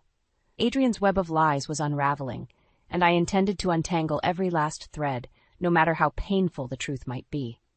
Adrian's mansion loomed before me, its grand facade mocking the turmoil that churned within. As I stepped through the ornate double doors, the overwhelming scent of wealth assaulted my senses, a sickening blend of expensive leather and Adrian's signature cologne. He greeted me with a forced smile, his eyes betraying a flicker of unease. "Lena, my dear, I'm so glad you came." I held up a hand, cutting off his rehearsed pleasantries. "Cut the act, Adrian. We need to talk." His bravado faltered, and he ushered me into the study, closing the door behind us with a heavy thud. "I assume this is about Kara's little outburst," he began, his tone dripping with disdain. "You know how dramatic she can be." "Dramatic?" I scoffed, anger flaring within me. "She accused you of lying to me, Adrian, of using me as some kind of pawn in your twisted games." He sighed, running a hand through his perfectly coiffed hair. "Lena, you have to understand. My marriage to Kara, it's complicated. We've been struggling for years, and her family's wealth is the only thing keeping this winery afloat." My jaw clenched as the pieces began to fall into place. "So, what? You've been using her money to fund your lavish lifestyle, all while carrying on affairs behind her back?" Adrian's eyes hardened, his mask of charm slipping. "It's not that simple. Kara knew about my indiscretions from the start, but she didn't care, as long as I played the part of the doting husband in public. It's all a facade, Lena. A game we've both been playing." I recoiled, disgust churning in my stomach. "And what about me, Adrian? Was I just another prop in your twisted little charade?" He reached for my hand, his touch sending a shiver of revulsion down my spine. "Of course not, my love. What we have is real. Everything I've done, it's all been for us, for our future together." I yanked my hand away, his words like venom seeping into my veins. "Our future?" I spat, shaking my head in disbelief. "How can you talk about our future when you've built your entire life on lies?" Adrian's jaw tightened, his eyes hardening with determination. "Because I love you, Lena, and I'm willing to do whatever it takes to make our dreams a reality." As he spoke those words, a chill ran down my spine. The man before me was a stranger, his charming facade crumbling to reveal a twisted, manipulative soul. And in that moment, I realized that no matter how deep my feelings ran, I could never trust a word that fell from his deceitful lips. The harsh buzz of my phone jolted me from my restless slumber. Groggily, I fumbled for the device, squinting at the caller ID. It was Mia. "Hello?" My voice was thick with exhaustion. "Lena, thank God you picked up," Mia blurted, her tone laced with urgency. "We need to talk, in person." An icy tendril of dread snaked through me. "What's going on?" "It's about Adrian," she said, her voice dropping to a hushed whisper. "I've uncovered some unsettling information." Within the hour, I found myself at Mia's doorstep, anxiety gnawing at my insides. She ushered me inside, her expression grave. "Spill it," I demanded, bracing myself for the worst. Mia took a deep breath. "Remember Samantha Wilkins from college? The one who transferred after our sophomore year?" I nodded, my brow furrowing in confusion. "Well, I ran into her at the grocery store yesterday," Mia continued. "And she mentioned something disturbing." My heart pounded in my ears as I waited for her to continue. "Apparently, she and Adrian had a fling a few years back," Mia revealed, her words like a punch to the gut. "And according to Samantha, he was stringing along multiple women at the same time, feeding them all the same lies about leaving his wife." I felt the room spin, nausea churning in my stomach. "No, it can't be." Mia's expression hardened. That's not all. Samantha said that once Kara caught wind of Adrian's affairs, she went into full-on revenge mode. She's been gathering evidence, documenting every sordid detail, all to strip him of everything in their inevitable divorce. My head was reeling, Adrian's betrayal cutting deeper with each revelation. But why go to such extremes? Mia's gaze softened. Kara's family is obscenely wealthy, Lena. If she plays her cards right, she could not only take the winery but destroy Adrian's reputation in the process. A bitter laugh escaped my lips. So while he's been playing us all for fools, his wife has been playing the long game. Mia reached out, giving my hand a reassuring squeeze. I'm so sorry, Lena. I know how much you cared for him.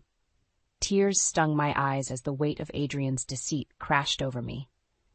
The man I thought I knew, the future I had envisioned, it was all a lie. A carefully constructed mirage designed to feed his insatiable ego and greed. But as the shock gave way to simmering rage, a newfound determination took root. Kara's methodical plotting had opened my eyes, and I silently vowed that Adrian would face the consequences of his actions.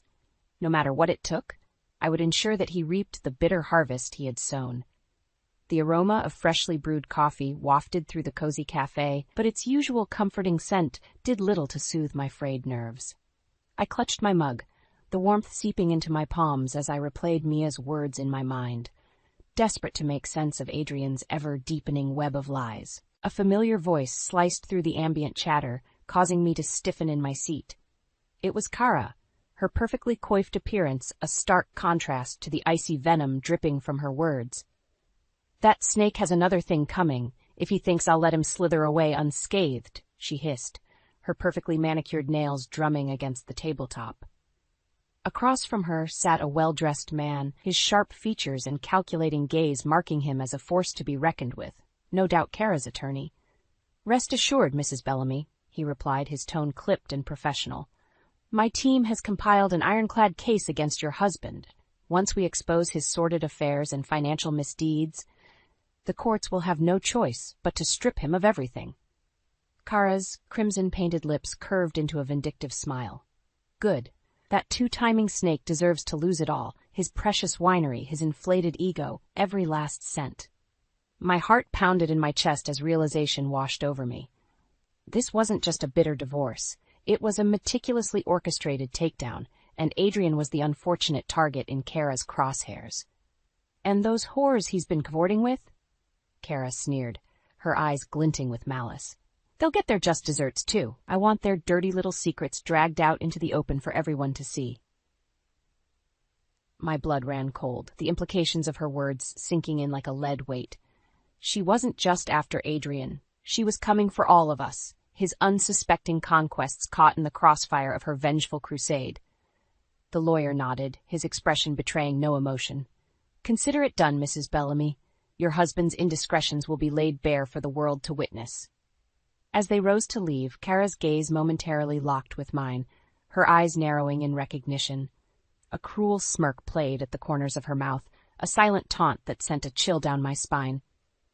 In that fleeting moment, I understood the depth of her fury, the meticulously plotted retribution that would leave no stone unturned, no secret unexposed. And as the gravity of my own role in Adrian's downfall dawned on me, a single sobering thought took root. I was well and truly caught in the crosshairs of a war I never saw coming. The winery's grand hall buzzed with excitement as guests mingled, sipping flutes of our latest vintage. But beneath the laughter and polished veneers, a storm was brewing, a reckoning that would shake the very foundations of Adrian's carefully constructed facade. I spotted him across the room, his charming smile firmly in place as he worked the crowd like a seasoned performer. My heart clenched with a potent mix of anger and remorse, the weight of his betrayal threatening to suffocate me. Before I could second-guess myself, I strode toward him, weaving through the clusters of well-heeled socialites until I stood mere feet away. Adrian, I called out, my voice ringing with steely resolve. He turned, his easy grin faltering as our eyes met. Lena, darling, what a pleasure to— Cut the act, I snapped, my words slicing through his rehearsed pleasantries. We need to talk, in private. His brow furrowed, but he nodded, leading me through a side door and into the shadowed confines of the empty barrel room. The heavy thud of the door closing behind us seemed to echo off the weathered oak, underscoring the weight of the confrontation to come. Adrian's mask slipped, his expression hardening.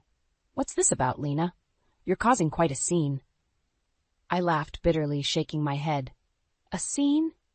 Please, Adrian, we both know this entire charade is one big performance." I stepped closer, my words laced with venom. "I know everything. The lies, the affairs, Kara's meticulous plan to strip you of everything you've built on deceit." His eyes widened, panic flickering across his features before he regained his composure. "Lena, whatever Kara has told you, it's not just Kara," I cut him off, my voice trembling with barely contained fury. "I've heard it from others too, people you've used and discarded like pawns in your twisted games." Adrian's jaw clenched, his eyes narrowing. "I see. So, you've chosen to align yourself with my vengeful wife, is that it?" I matched his steely glare, undeterred. "I've chosen to stand against your lies, Adrian, against the web of manipulation you've spun, ensnaring anyone foolish enough to fall for your charms." His lips curved into a contemptuous sneer. "And what, pray tell, do you hope to gain from this misguided crusade? A pat on the back from Kara? A fleeting sense of vindication before she casts you aside like the rest of us?" I stepped closer, my voice lowering to a fierce whisper. "I want you to face the consequences of your actions, Adrian. I want you to reap what you've sown, the pain, the humiliation, the utter destruction of everything you've built on deceit." For a moment, Adrian's mask slipped, his eyes flickering with genuine fear. But just as quickly, his bravado returned, a cruel smirk twisting his features. "Very well, my dear," he purred, his voice laced with menace. "If it's a war you want, you'll have it. But mark my words, when the dust settles, you'll deeply regret throwing in your lot with Kara." As he turned on his heel and stormed out, I couldn't help but shiver at the ominous promise lingering in his wake. But any trepidation was overshadowed by a fierce determination, a resolve to see this bitter feud through to its inevitable, catastrophic end. Come what may, Adrian would face the consequences he so richly deserved. And I would be there, standing resolute to witness his downfall. The stale air of the courtroom hung heavy, charged with tension as I took my place on the witness stand. Across the aisle, Adrian sat rigidly, his once charming veneer cracked and fading under the harsh reality of his impending reckoning. Kara's attorney, Mr. Morris, approached me, his gaze steely and calculating. "Ms. Rivers, please state your relationship to the defendant."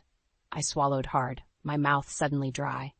Adrian Bellamy and I were involved in an intimate relationship for nearly a year. A murmur rippled through the courtroom, but Morris silenced it with a sharp look. "And during this time, were you aware of Mr. Bellamy's marital status?" My jaw tightened. "No, Adrian deliberately misled me, claiming he was separated from his wife." Morris nodded, his expression grave. "I see.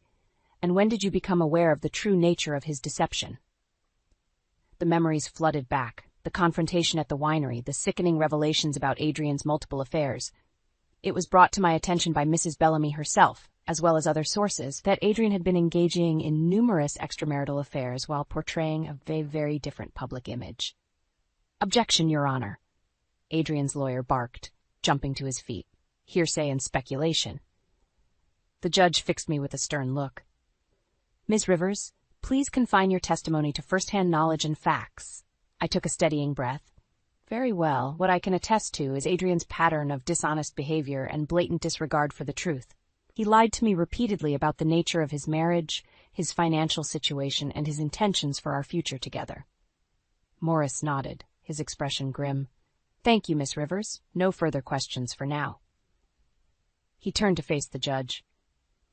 "Your Honor, we would like to submit into evidence a series of documented communications between the defendant and various other women, demonstrating a clear pattern of infidelity and emotional manipulation." As the damning evidence was presented, I risked a glance at Adrian. His usual bravado had crumbled, his shoulders slumped in defeat as the weight of his transgressions bore down upon him. Morris continued his relentless assault, painting a vivid picture of Adrian's web of lies and the calculated efforts to conceal his indiscretions from his wife. With each revelation, each incriminating piece of evidence, the noose around Adrian's neck tightened. Finally, Morris turned to me once more. "Miss Rivers, in your opinion, Based on your first-hand experience, what motivated the defendant's actions? I took a deep breath, meeting Adrian's hollow gaze head-on. Greed and ego, I stated firmly. Adrian Bellamy is a man consumed by his own desires, willing to crush anyone and anything in his path to maintain his lavish lifestyle and inflated sense of self-worth. A deafening silence fell over the courtroom as my words hung in the air, their weight undeniable. In that moment, I saw the last remnants of Adrian's arrogant facade shatter, laying bare the ugly truth that had been festering beneath the surface all along. As I stepped down from the stand, a sense of grim satisfaction washed over me. The wheels of justice were in motion, and Adrian's carefully constructed house of cards was crumbling around him. After so many lies, so much pain and heartache, he would finally face the consequences of his actions. The cavernous interior of Adrian's once opulent home echoed with a deafening silence, its grand furnishings and lavish decor now mere relics of a life built on deceit. As I stepped into the dimly lit foyer, the weight of his downfall seemed palpable, a tangible presence hanging in the stale air. "Lena?" Kara's voice sliced through the stillness, her heels clicking against the marble floor as she emerged from the shadows. "I'm glad you could make it." I nodded, my gaze drifting to the packed boxes lining the walls. "So, it's really happening. He's losing everything." A ghost of a smile played across Kara's perfectly painted lips. "Oh, it's far more than that, my dear. Adrian's reckoning has been a long time coming." She beckoned me to follow, leading me into the study, where Adrian had once spun his tangled web of lies. The remnants of his former life were scattered about, half-empty bottles of scotch, framed photos lying face down, a forgotten cigar smoldering in an ashtray. "Do you know why I fought so hard to strip him of all this?" Kara mused, her fingers trailing along the edge of the ornately carved desk. "It wasn't just about the money or the winery. It was about unveiling the truth, about tearing down the facade he so carefully constructed." I tensed, sensing an undercurrent of something darker lurking beneath her words. "What do you mean?" Kara's gaze found mine, her eyes glinting with a chilling intensity. "I knew about his affairs from the beginning, Lena. Every sordid tryst, every empty promise whispered in the throes of passion. I catalogued it all, biding my time until the perfect moment to strike." A shiver ran down my spine as the full extent of her meticulously plotted revenge dawned on me. "You used me, us, all of his mistresses, just pawns in your game." Her delicate shoulders rose in an elegant shrug. "A necessary sacrifice, I'm afraid. You see, Adrian's greatest downfall wasn't his insatiable appetite for infidelity. It was his arrogance, his unwavering belief that he could continue to spin his lies indefinitely without consequence." I recoiled, sickened by the calculated cruelty behind her actions. "So, what? You decided to teach him a lesson by destroying not just his life, but the lives of anyone caught in the crossfire?" Kara's gaze hardened, her voice taking on a razor-sharp edge. "Some lessons, dear Lena, can only be learned through the harshest of methods. Adrian needed to lose everything, his wealth, his status, his fragile sense of superiority, and if collateral damage was unavoidable in that pursuit, then so be it." As her words hung in the air, I found myself questioning the lines between justice and retribution, vengeance and vindication. Kara's actions, however calculated, had left a trail of devastation in their wake. Lives upended, reputations shattered, all in service of her single-minded quest for revenge.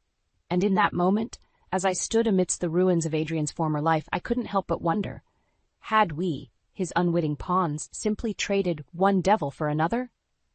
The crisp autumn breeze carried the faint scent of change as I settled onto the worn leather couch, my therapist's gentle gaze fixed upon me with a patient understanding.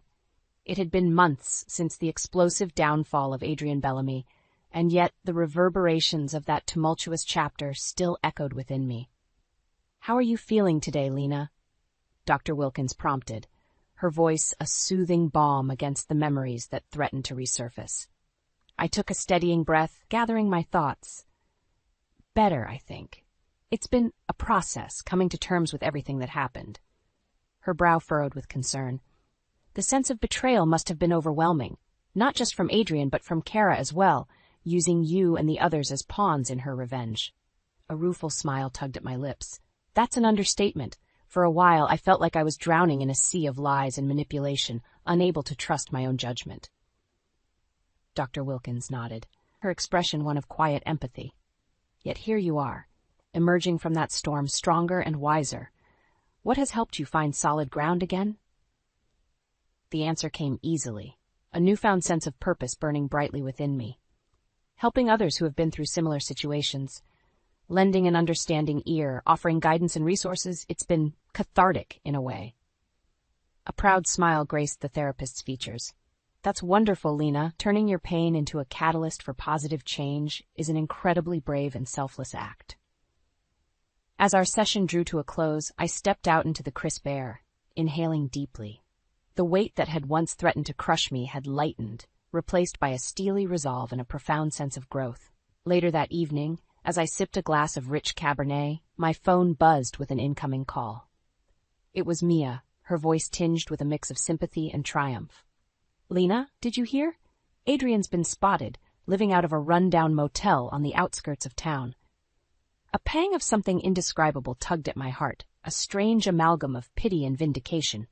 The man who had once commanded such wealth and prestige had been reduced to a shadow of his former self, his grand ambitions crumbling beneath the weight of his own misdeeds. I did hear, yeah, I replied, my voice steady. It's a lot to take in, seeing how far he's fallen. Mia's tone softened. Are you going to be okay? I know this whole ordeal has been incredibly difficult for you. A soft, resolute smile curved my lips as I gazed out at the setting sun, its warm hues painting the sky in vibrant shades of redemption. I'm going to be just fine, Mia. In fact, I've never felt more ready to embrace the future, one free from Adrian's twisted lies and the toxic cycles of deceit. As I uttered those words, a profound sense of peace washed over me, a quiet affirmation that the darkest chapters of our lives possess the power to reshape us, to forge us into beacons of strength and resilience. The road ahead was uncertain, but one thing was crystal clear. I would never again surrender my truth to the whims of those who sought to diminish it. Adrian's reign of deception had met its demise, and in its ashes, a fiercer, wiser version of myself was rising, ready to face the world on my own terms.